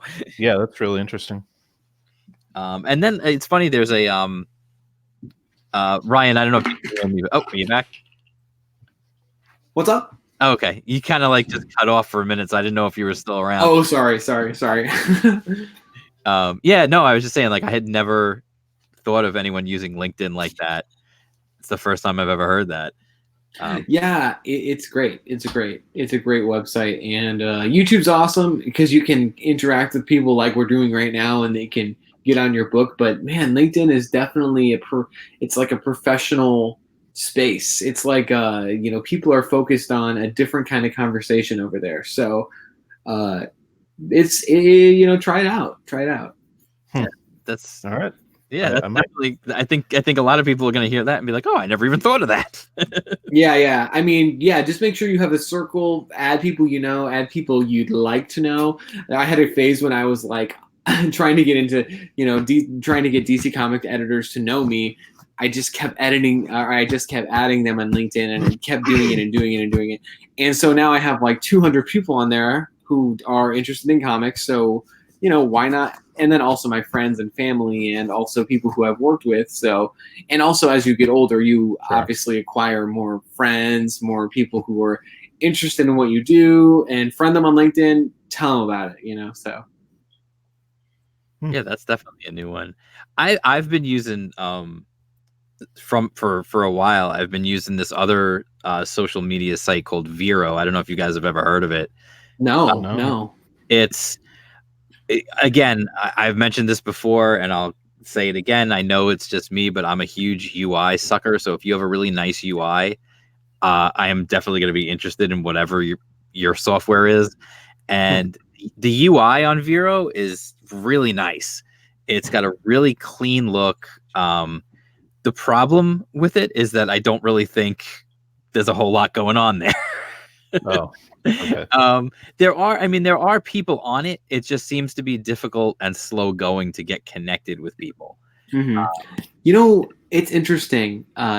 Instagram is not good with kickstarting. I honestly can say I just think the platform is not meant for it at all. It's not meant for sharing links, especially if you're under 5,000 or 10,000. I don't know what it is, where you can share links directly in your stories or something. But Instagram is not very helpful, honestly, for Kickstarter campaigns. It's definitely not built for that link sharing that Twitter is known for, that Facebook is used for.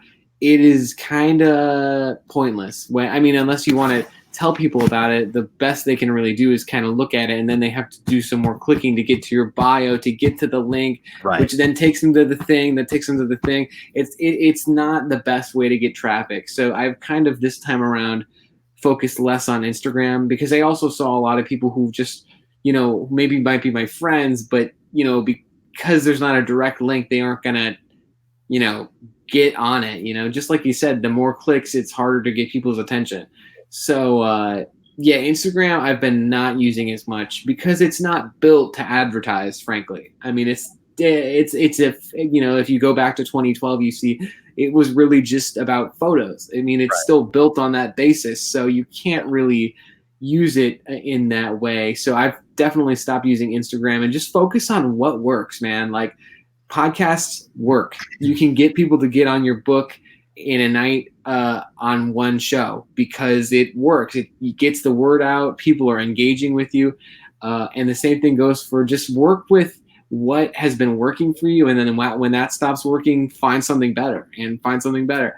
That's kind of just how the whole 30 days goes with the Kickstarter campaign. It's seriously just a series of what works right now. What works right now? Okay, I sucked all that dry. Let's move to the next thing, Yeah, I mean, I'm hopeful that in the next year or two, like, there will be better alternatives out there for people in our position. But for now, like, the 1-2 punch seems to be YouTube and Twitter. Yeah. Oh, yeah, certainly. Oh, Twitter is the king. I mean, there's no doubt about it. And I didn't know that at first.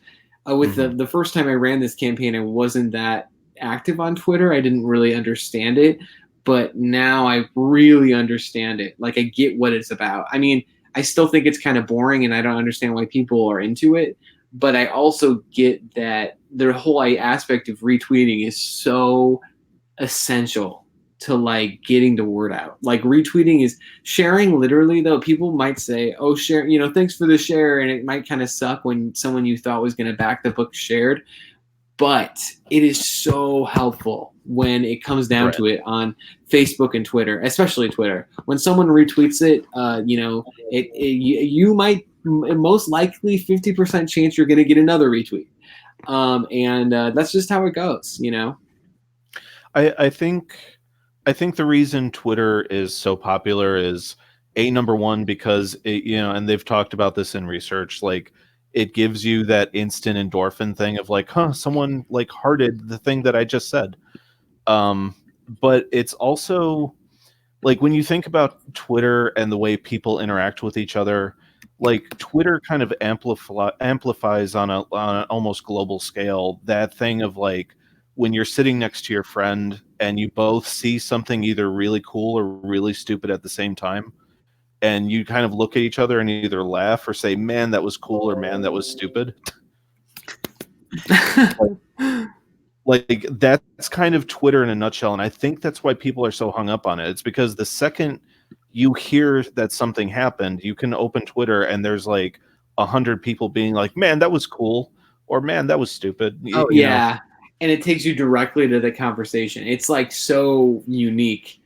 And so cooler than Facebook too, because it's like, it's unlike anything I've ever experienced. Like, getting on Twitter for the first time, it's like, okay, I get the trending thing, I get this, but why can you only do this many characters? And it doesn't seem like that's really helpful because then you can't say this or you can't say. So it's just it's a social media compromise, but it also adds so much to the conversation because you can add threads, and you can also just talk to people. Like when something's trending, obviously, and you use a hashtag, you're a part of a bigger conversation. So it's so interesting how it works. I don't think I've ever seen a campaign trend on Twitter, but maybe we'll come to a day where that actually happens, and we'll get to see, like, if what that could possibly look like.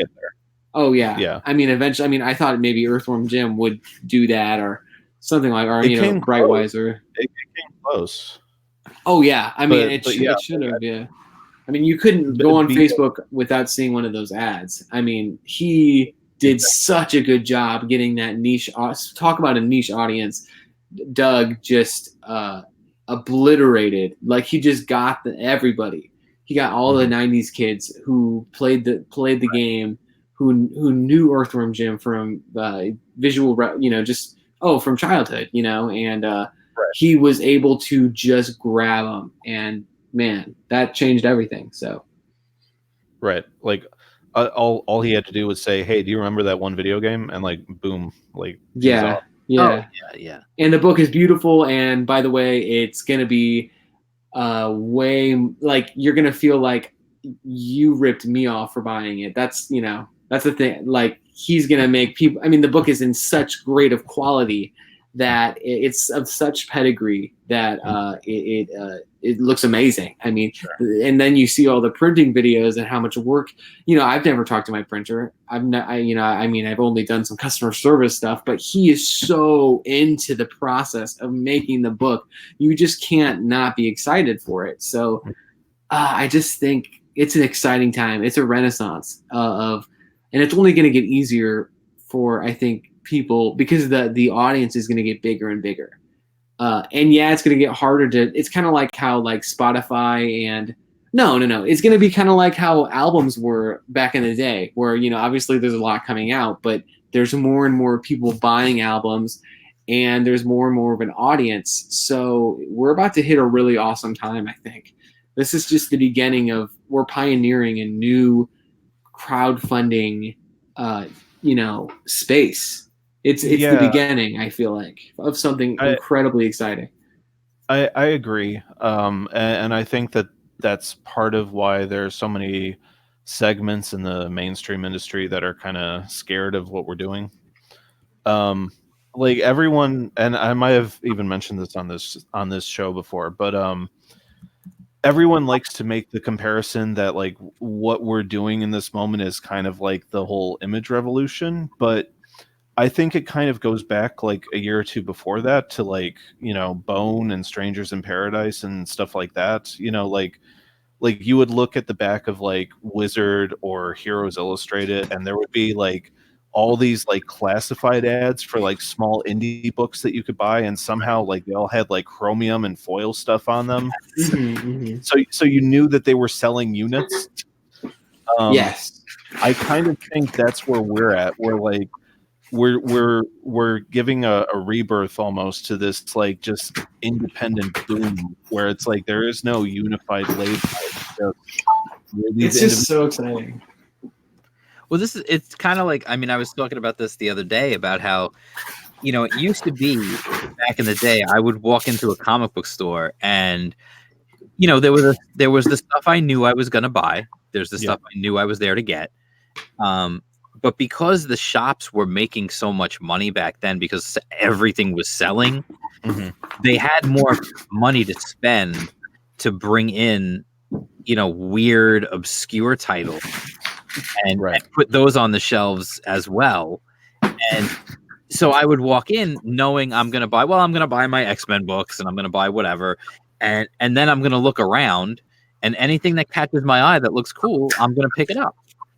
Yeah, I mean, like, the late '80s indie boom was so crazy. Like, I mean, obviously I was a kid living through it, so, like, there's only so much context that I have for it. But, like, thinking back on it as an adult, like, the fact that I could, like, my first comics were Sword of the Atom and a Gumby summer special from Comico that Art Adams drew.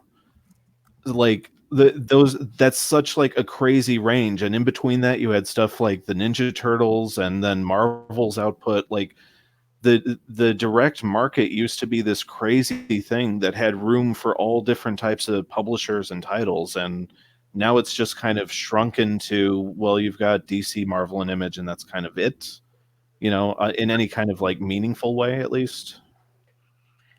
Yeah, well, that's like I said, I used to go into the store and just look around, and I would just find random books that like I never, you didn't even know they existed. Right. But the shop had the money to buy a few copies of this, a few copies of that, and Right. put it on the shelves because they knew they were going to make their money on the Marvel stuff, on the DC stuff. And if they sold any of this other weird out there stuff, hey, great, whatever. And yeah. That doesn't exist anymore. Yeah, the stores don't have the luxury of that anymore. They're literally just holding on. No, and that they can't even make money on the bare essentials as it is. Right. It's just not a good system anymore, to be completely honest. I don't know. It's really not. And and I think that's going to be a sad thing. Is like this. As obviously we see them leaving and not dying. Because the comics are always going to be alive. But comic book shops, it's an old idea. It's just not working right now, and it's. Maybe they'll come back, but it's just, I think that this concept of independent is going to maybe take over, or, maybe we'll see one day like you can start funding DC Comics independent books. And I know that might not seem like something that's possible, but you never know. There's a lot, like I said, this is the beginning. This is truly the beginning. And I think it kind of just started to happen. One of the greatest things about this whole thing, and I really believe that this is a step in a really good direction, is the fact that Indiegogo has that in-demand store. You know what I mean? Mm-hmm, so absolutely. That even after you're fully funded, people can still buy it from, like, if it was just a store. You know what I mean? So that could be the future there of comic book stores, in a way. Yeah. I can't help but feel that the comic shops that are going to survive are the ones that are going to start carrying more independent publishers than just what Diamond, throws at them. Like you look at the record stores that have survived, and they've almost become like boutique stores where it's like, well, sure, you can, if you even want to buy like a physical CD or whatever, you can buy whatever, like the top 40 of the week, but most of what we order is like independent stuff from a range of smaller distributors. And what I'd like to see in the next 5 to 10 years maybe is, if we can really get traction going with the whole indie CG thing, I would like to see a distribution system pop up for these books where it's not just, direct to consumer. That's still the main funding route, but there is this alternative where, if stores do want to order, there's a place that they can order them from besides, directly from the campaign itself.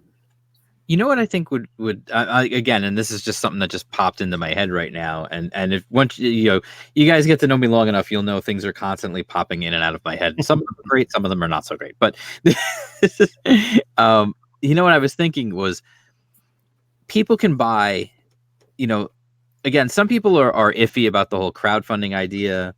Some people still prefer to go into a store. And this is where video games have had this kind of a weird issue with when it comes to digital downloads and stuff like that. Yeah, 100%. You can literally walk into a GameStop and buy a download of a game, which sounds bizarre. Right. That you're walking into a store and buying a download. Mm-hmm. But because you don't need to do that, you can download it directly on your device. Mm-hmm. But it's an option for certain people who maybe don't have credit cards, kids who don't have credit cards, people who don't want to use a credit card, that sort of thing. If there was something along those lines for crowdfunded books where you could literally walk into your comic shop and say, hey, I want to buy The Gods Fear Me. I want to buy Bric-A-Brac. I want to buy the Grim Reaper. I want to buy this. But maybe we could crowdfund something like that. But that's what I'm saying. Like it'd be like, I want to buy these. I want to buy these books, but I don't want to. I don't have a credit card, or I don't want to put it on a credit card, or Sure. I don't want it shipped to my house. I don't know where I'm going to be living in 2 months. Like whatever the case is, you never know what people's situations are. But if they could walk into a comic book store and say, "I want to buy this. I'm going to give you the cash, and then you're going Yeah, to give me something, and then the book is going to come to the store." that's a good Sure. idea. That's a good idea. And I then mean, that's kind of what happens, when you look at Barnes and Noble. Like, you do pre-sales on, like, the New York Times bestseller list items before they're even out. right. Yeah, essentially it's like a pre-order. Right. Like I don't know if something like that. I mean, to try to arrange that with all the independent comic shops out there, in the country might be difficult to do, but if there was something that Indiegogo as a platform did or something along those lines, that would probably be an easier way to do it. Sure. Or like an alternative distribution model to Diamond. Yes. But like you said, that would take huge infrastructure, and just like that would be a logistical nightmare that would take a lot of money. And I'm not saying it can't happen. I'm just saying if something like that was to happen, that's got to be at least 5 to 10 years out. Oh yeah. But I could, what's funny is I could see if I were a comic shop owner and I had some, part of you wonder, like, for the crowdfunded books, for a lot of this stuff, the shops are kind of just cut out. They're not involved. Right. And, and a lot of campaigns do have like a tier for shops where they get multiple copies, that sort of thing. A lot of campaigns do that. Yeah, I do. And I think that's a good idea. But I'm wondering, like, if I was just a guy who ran a comic shop and somebody came in and we were chit-chatting about books, and he was like, "Oh yeah, I would love to get, one of these crowdfunded books, but I don't want to go online. I don't want to do all that. I don't want to." I almost feel like I would just say to the guy, "I'll buy it for you. You give me the money. I'll order it. I'll write you a receipt or something. And then when it comes in, I'll call you and let you know the book's here and you come get it." Like, I mean, that's not obviously the thing that's going to solve it for everyone. It's not a nationwide solution. But just, Right. if I was just a local dude running a comic shop, that's the kind of thing that I would consider doing. But again, comic shops for some reason have this problem with taking the money before they order their stuff anyway. So Right. that's a whole nother issue. Yeah, I mean, and then you get into like the cold hard facts of what the direct market is these days. Right. I mean, I know, I had, I had Peter from Alterna on, and he's talked about before his Alterna distribution is something he's working on. And it's not just to distribute his own books, it's to distribute other books as well for independent creators. Now, I don't know, when this is going to happen. Right. Yeah, I didn't want to name names, but like that was one of the main things in my head as we were having this whole conversation. Right. And I mean, I know he's talked about it. He's gonna do it. It's just a matter of getting it together. So That's so exciting. I don't know when that'll happen, but hopefully it'll happen soon. Oh, Indie Dave is in the chat. Hey, Indie Dave. He said maybe do a secret perk on your IGG that only the comic shop owner has. Give them a 5 at a time option. Sure. I mean, the model that we went for our collectors / shop owner tier was a flat fee of $180 for 10 copies, and that's like, I mean, I don't know the math off the top of my head, but I think it breaks down to about 40 or 45% off cover price. Okay. But yeah, I mean, maybe smaller increments and just have it be a secret thing that only they can see. I mean, I don't know. You guys would know better than I would.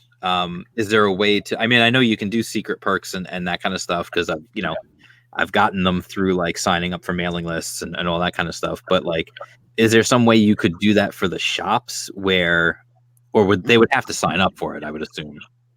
No, I mean, you could just like if you had a shop's like contact info or like just their email address, you could you could just like, mass email, send out the link, and just trust that they're not going to share it around. Oh, yeah, that's true. Carla, are you there? Hello, guys. Hello. How are you? Oh, John dropped out and you popped up. So Exactly. We're just here. We're just using the same computer now. okay. Yes. So you guys, I know you were muted before. I didn't know if there was a reason you got yourself muted, so I didn't want to. No, yeah, I had to. We had to step out for like 20 minutes. Like, remember I told you? And like, Yep. Yeah, we had to kind of leave the place for the landlord for like 30 minutes. But now we're back. So let's talk about, you guys had a really good week. Yeah. We're so happy. Can't complain. About that, you guys got funded, and you've still got 4 days left on your campaign. Are you there? Uh-oh. All right. Can you Can you guys hear me? Yeah, now I can hear you. All right, cool. Yeah, so like I was saying, yeah, we kind of figured we like you guys were talking earlier, about Twitter. Twitter was without a doubt essential, but the one thing that really got us to where we are, without a shadow of a doubt, has been all these live streams. Without them, I don't think that we would have even accomplished half of what we did. So, yeah. Also, all the retweets from the community, they are also awesome, so supportive.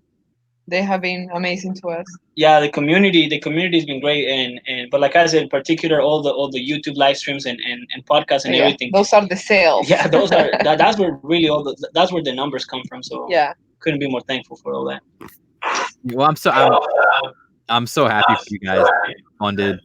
I was really excited when I saw it pop up. I saw it on Twitter. Somebody posted that it was fully funded, and I was so happy for you guys because I know. Thank you. Well, first of all, because I like you guys, and secondly, I appreciate it, man. Because the book looks cool, and I want to read the book. Yeah, no, the book is a really great concept. And it's going to be a 3-part series. That's what we're planning on. I mean, honestly, it's already pretty much done. The scripts are written, so it's just a matter of the artwork now, and that is without a doubt the most challenging part. Is the most time consuming, at least. I can tell you that. Yeah, I'm also redoing a lot. I mean, there's a lot of art that I uploaded in the campaign that I'm actually like perfecting right now. You know what? I'm really happy about that though, because I feel like a lot of the people who backed us are in for a big surprise. There's so much things that have been perfected, and there are so many things that have been made a lot better in not only our opinion but other people that we have shared this with. So I'm definitely excited because I know that we didn't share much. I mean, we have put a lot of updates and all that, but there is definitely some really cool things that people weren't expecting. That I think is gonna make the readers a lot happier. Yeah, we learn a lot, and there's a lot of surprises. So when the backers get the book, they're gonna have a lot of cool stuff. Right. Right now, you guys you still got 4 days left on the campaign, so there's still time for people to back if they haven't backed. By the way, the description for this video has links for all the campaigns that are in this one. They're all in there. And there's even a couple other ones in there who I wasn't sure if people were going to make it tonight. So the links to their campaigns are in there in the description as well.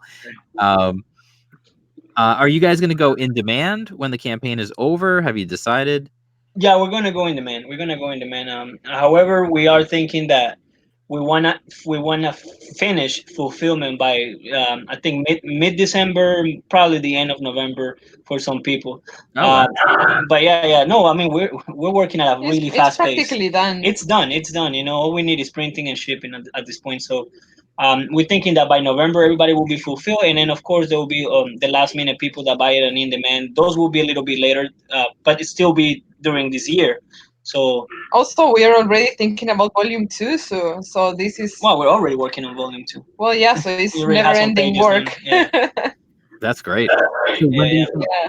And the cool thing about volume 2 that will be coming, I think probably mid-January, because we don't want to do it in the holidays because people usually don't have money around that time. But volume 2 is going to have a spin-off, a story that I really loved and enjoyed writing. and it's also going to include the volume 1 for the people that missed out, or for the people that didn't hear about us the first time around. So there's definitely that. So yeah, there's still a lot of potential for backing this project and for getting into it if you haven't done so already. So yeah. Yeah, I think it's you guys are another campaign that I've seen where when I first met you guys, Mhm. I think I was actually the first stream you guys had ever gone on. You were, yes. Yeah. You were. And then And you know what's crazy though, right? Because this is going to be our last live stream about this project in particular. So I think we Oh, kind of came full circle the there. perfect circle. This is destiny, The my friend. This is circle destiny. of life. Just a little drunk. that's all right. Well, listen, I did say that this was going to be a party, so Guys, Yeah, we got funded. I'm happy. Let me be. absolutely. No, like I said, I was so happy to see you guys get funded. The next one is Mike. Mike's got to get funded next. Yeah. For sure. That's Yeah, the we're plan. really happy to see Aaron getting funded. We wish the best to Ryan. It's looking great. Your book looks amazing. And then, of course, The Gods Fear Me. Man, that book looks just so fantastic. And it's really close to its goal. It's really close to me. And believe me, I don't know if this is your first campaign. This is my first campaign. But we were oscillating between that $970 or something like that. We're like $30 away, like 20 something bucks away. And it felt like nothing was coming in, like, man, I'm pretty sure that we're going to, you know To what I mean? finish at To finish at 1999. And at that point, you even consider, like, do I just put this buck inside myself, but unfortunately, it's against the rules. You know what I mean? Yeah. Yeah. But then of course, our really good friend Hex came up with the idea of giving out a free shirt for whoever backed us and got us over the line, and so she did, and that definitely helped us out, and we got over it. Yep. Yeah, Hex is great. Yep. She helped us so much. Yeah, man, all of you guys in reality, Jam, Nick, Joe Yeah. Frogo back when he was around. I don't know if he's still around. He must be He's somewhere. He's lurking somewhere, dancing in the sexy. I'm sure. swamps. Yeah. Yeah. Yeah, no, I mean it's just I saw this week. I saw you guys and I saw Galactic Rodents of Mayhem both get funded in the same week, and that was exciting. I was happy to see, like, he had a crazy amount to make to meet his goal on that last day, and just exploded on that. Yeah, that was unlike anything.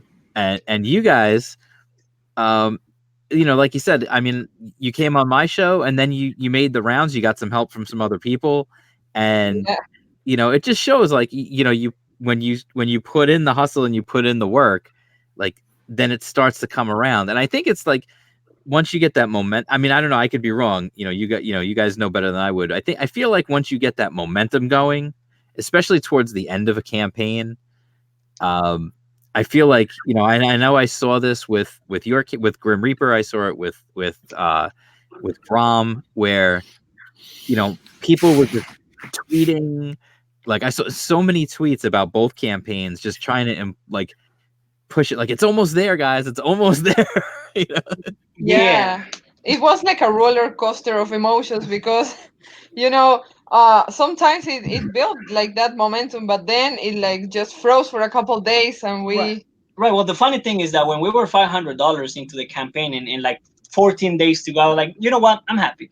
This is our first campaign. It is a flexible goal. Regardless, whoever backs it is going to get it. We were more focused on, we want to fulfill and then get our names out there and make ourselves known and everything. Also, but then we started approaching that $1,000 mark, and I'm like, all right, I really want to do it now. I really want to get there. yeah, but also the fun part is that when we just started, we had absolutely no idea how to do it. We didn't even know we had to do live streams or go to Twitter or anything. We were just like praying, staring at the screen, lighting candles, It But it was 20 days. We like. Right. There was like 20 days that we didn't do anything. You're right. We didn't do anything. But it was just because we didn't know. But when we see, the thing is, it was a little deceitful, because when we first launched the campaign, I'm not even kidding, 5 seconds after we hit that launch button, we got our first backer. Yeah, and You we know, were like, so okay, we're like, make it rain. so like, all right, this is done. We're good. This is gonna be funded in like 3 days. Bring the popcorn. Right. And then we stay with those $33 for like more than half of the campaign, and I'm like, all right, I'm starting to Oh freak out my now. You know what I mean? So we got there. god. Yeah, but I mean, it just shows like when you start doing it does show how important getting out there and promoting the book, doing live streams and all this promotion that we've been talking about. It definitely helps. I know, like for my live streams, like generally, like people watching live. I don't get like giant audiences like some other people do, but then a lot of people will watch them after the fact. Of course. Right. And that's the nice thing about when you do a YouTube, like when you do a live stream on YouTube, is yeah, it may take an hour or two of your time, but then 2 days from now, a day from now, a couple hours from now, whatever it is, 3 days from now, a week from now, someone else may just watch the video and then they're hearing the same thing for the first time. And then they end up going, hey, that looks cool. I'm going to back it. So it's like the more videos you can, the more live streams you can get on, Exactly.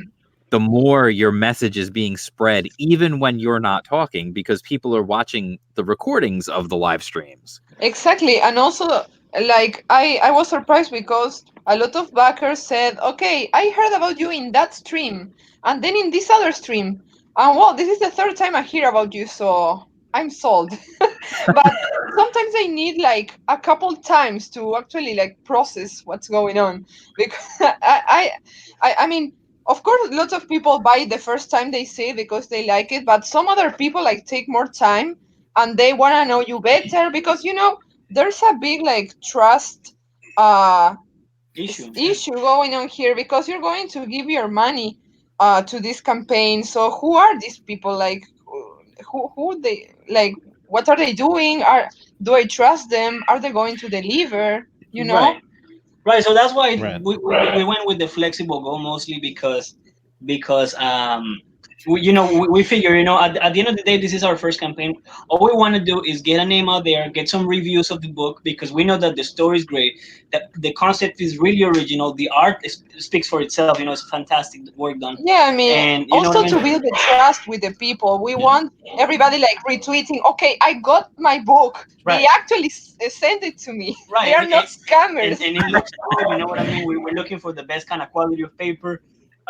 You know what I mean? As well as the covers. That's why we've been. It was a risky. I guess we have shared a lot of things on Twitter, but also on Indiegogo for our backers and potential backers. But at the same time, we have been pretty hush hush. Like nobody knows what the Grim Reaper actually finally looks like. Like you see, you look at our not our thumbnail, but our avatar, and you look at the man in the hat in the shadow, but that is not his final form per se. You know what I mean? We haven't shared that anywhere He's because like Goku. because we want it to be a surprise for the readers, and we want to really kind of surpass their expectations in a way. Yeah, guys, we're always quiet in the live streams, but when we start talking, we never We stop. never stop. Yeah. So yeah. You know what though? That brings up an interesting point: is how much do you reveal in the campaign? Like, Right. I'm sure there are certain things that you really kind of want to hold for that moment when the person's reading the book and they turn the page and then there's like this big reveal. Right. And I think the reason why we went with that, in my opinion at least, like we picked some of the not necessarily the best action scenes, but some really visually good scenes with some good dialogue here and there. You know what I mean? But I feel the very nature of the genre in which this story takes place, in which the story develops, which is kind of that cosmic horror kind of thing. You know what I mean? Kind of theme. We wanted to. It's impossible. It's really not impossible. But it's really hard to do horror in comics because you can see it coming. You know what I mean? Like if you click page and there's panel, the first thing that's gonna catch your eye is the monster or the gory scene or whatever. You know what I mean? So I figured that in order to make it more, I guess, mysterious in a way, or to make it more suspenseful, was to kind of be a little bit more careful with how much we spoil as far as the art and the concept itself, and even the story itself. is concerned, like we know that the story is about the Grim Reaper, the Angel of Death, how he becomes the Angel of Death because he is a newly chosen, per se, character to take on the mantle of the Grim Reaper. We know that there's a lot of side characters that are come from all this mysticism and all of this cosmic horror and things, and we know what the main plot is. But at the end of the day, there's so many surprises and there are so many things, that I think nobody's gonna see coming, and I think that's definitely a point in our favor, at least when the book goes out. Right. It's got to be a tough decision to make. What do you show? What do you not show? Right. I don't know. Like Mike, what do you think about Yeah, that? it's so hard not to talk about everything. Can you say that again? It came up funky. No, sorry.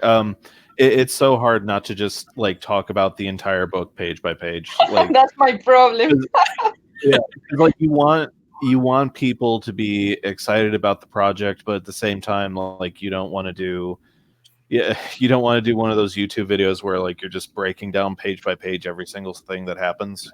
Yeah, definitely. Right. I think one thing in our favor too, especially with this character, because I gotta tell you, and my wife always says something about this too. I write like crazy, and it's my biggest passion. You know what I mean? I'm an English teacher, so that occupies a little bit of my time. But anytime I have free time, is either we go out, watch movies, or I'm writing, and I'm always writing, and I'm always writing different stories. So I have so many different scripts that we look through because we definitely wanted to get our names out there. We definitely wanted to start creating comics. You know what I mean? It's not just about this one comic, although this comic right now takes our priority and all of our focus, and we're definitely passionate about this project. But we have so many projects lined up and so many ideas and so many different concepts, that I just write all the time. And she was like, wait, I gotta catch up to this. It's too much. You know what I mean? The artists are always gonna be like that. Yeah. But so For me. we kind of went through all the scripts that I have written before. We're like, what can we pick to really kick off this? I mean, what can we start with to build up our names in a way? Like we have become suddenly the Reapers. You know what I mean? Yeah. The Reaper team or whatever. And so I had this one story that I wasn't really focusing that much on it because I was doing a little side story, and then the character came into play, and I realized that this was the best character for us to start with, because this character it's not only part of lore and mythology and so many legends and things, but we can put it in any setting, in any scenario, in any period of time. You know what I mean? With any kind of crazy adventures. So we figure this is the one we want to go with, because I have all these different stories, that involve Greek mythology or stories with known historical characters. You know what I mean? And in their own fantasy adventures and things, but they were just not big enough or good enough. But we figure that if we just throw the Grim Reaper in there, in a way that it makes sense and it feels organic and it definitely adds to the overall plot, then that'll definitely be a win for us. So that's why we chose the Grim Reaper, because we can take him through so many different Everybody adventures. dies basically. Yeah,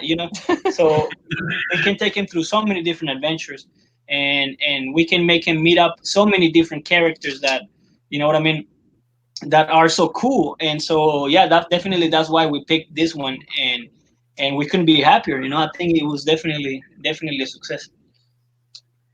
That's got to be. I mean, that's definitely something I think everybody probably struggles with, is deciding on what, like, because when you're going to do a crowdfunding campaign, you're going to be living with this campaign for quite a while. Yeah. It's going to consume your life. Yeah. Exactly. So you definitely have to pick the right one. You have to pick the one that you were passionate about, but also one that you think other people will connect with. Right. So that's got to be a tough thing to decide what it is that you're actually going to go with. Right. I'm sure you guys, I'm sure all of everybody here on the show, I'm sure, is a lot like me. You get 1,000,001 ideas flying through your head all the time. Right.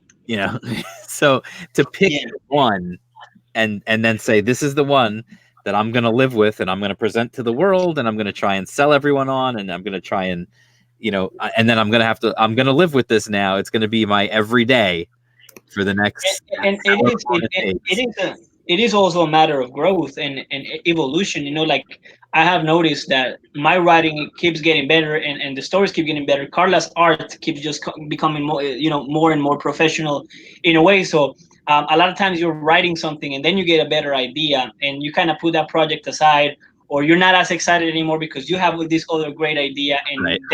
they keep getting better and better. But I think that the special thing about the Grim Reaper is that when I first wrote it, I was the Red Baron, basically. The World War One pilot. How he gets shot down, he gets a visit from the Angel of Death. He gets offered a job and to become the Grim Reaper. Kind of like how it happens with the Ghost Rider. You know what I mean? So that was kind of my idea. That was kind of the idea. But then one day I was the idea was kind of there. I was kind of writing it, but not paying too much attention to it. But then we were watching a TV show regarding cryonics. Like how people are paying hundreds of thousands of dollars to be frozen after death, Right. basically preserved. You know what I mean? In order to be brought back to life eventually in the future. You know what I mean? When they find a cure for their illness or whatever, I was just, you know what I mean, like the light bulb went on. I was like, okay, this is great. This is the conflict that a potential Grim Reaper could have. You know what I mean?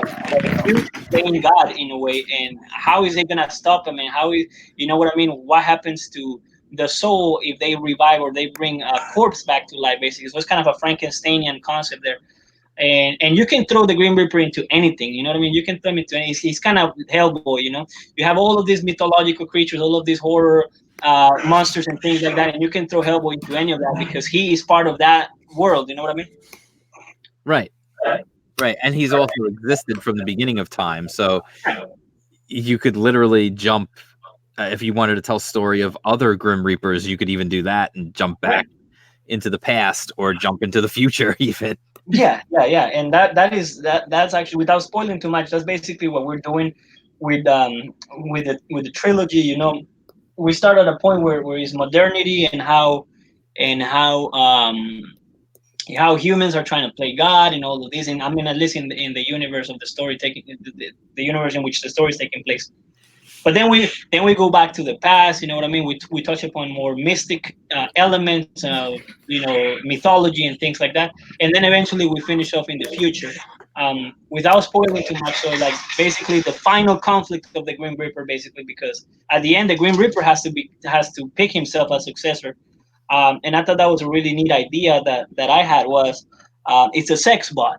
This sex bot becomes sentient. She becomes a self-aware being, and how does that fit into the whole cosmic mythology? You know what I mean? The cosmic mythos, like what constitutes life and what is a soul. You know what I mean, per se. So I think we're exploring some really neat concepts and original things here, and the art without a doubt is catching up to it beautifully.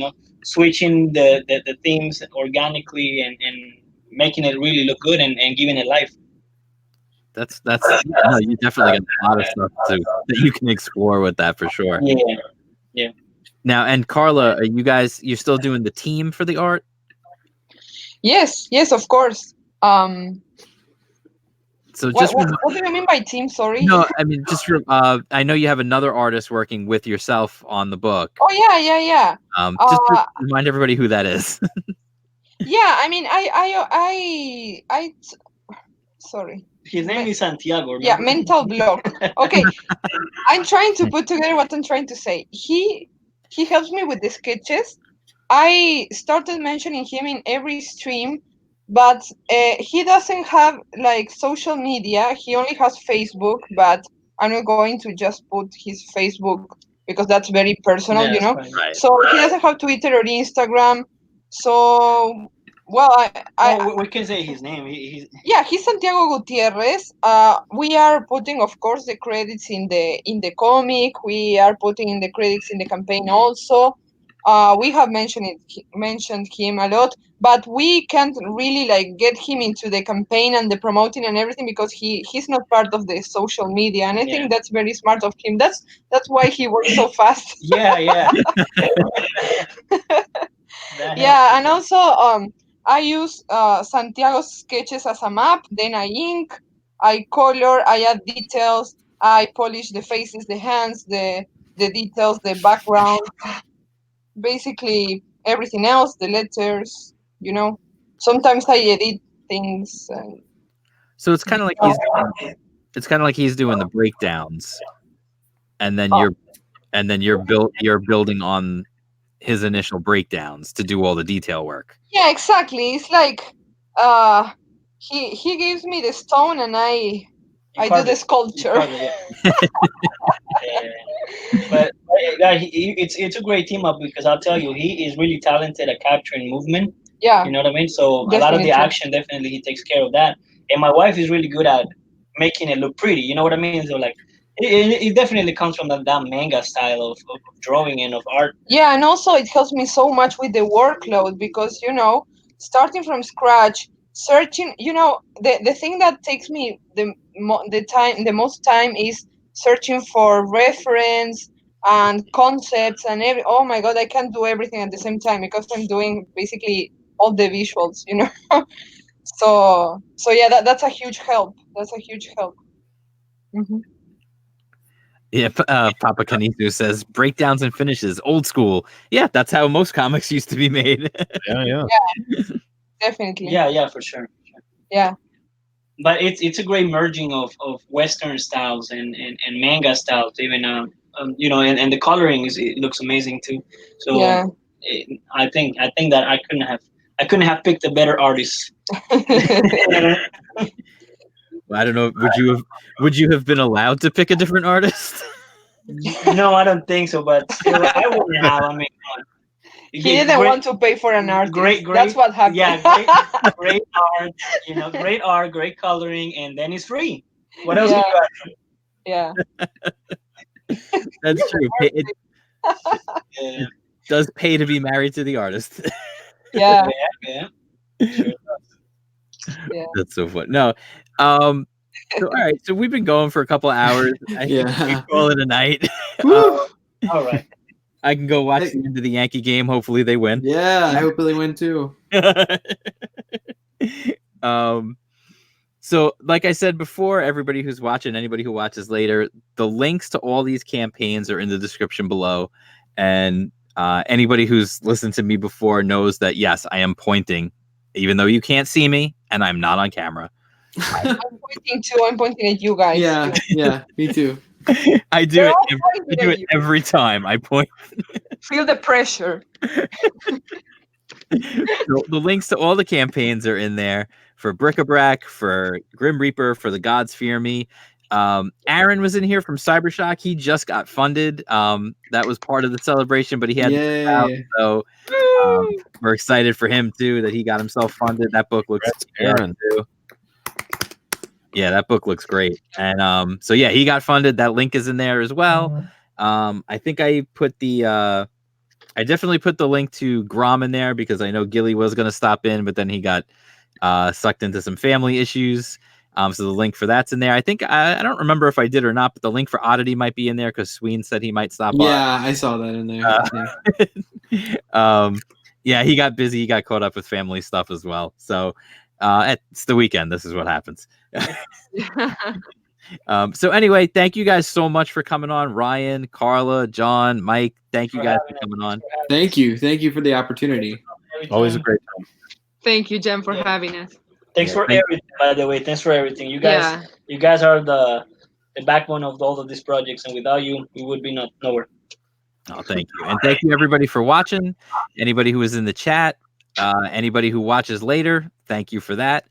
Don't forget to hit like and all that good stuff. Subscribe if you're not already subscribed. Hit the bell for notifications. You know the drill. So anyway, we're going to end this one. So peace out, everybody. Subscribe to Jam, everybody. I'm pointing at you. Later. And it's not too late to jump in the Grim Reaper train. Still time. And also in The Gods Fear Me and Bric-A-Brac. And Cybershock. Buy everything and Cybershock. I can't. I have to just end it right there. I can't say anything else beyond that. Best speech ever.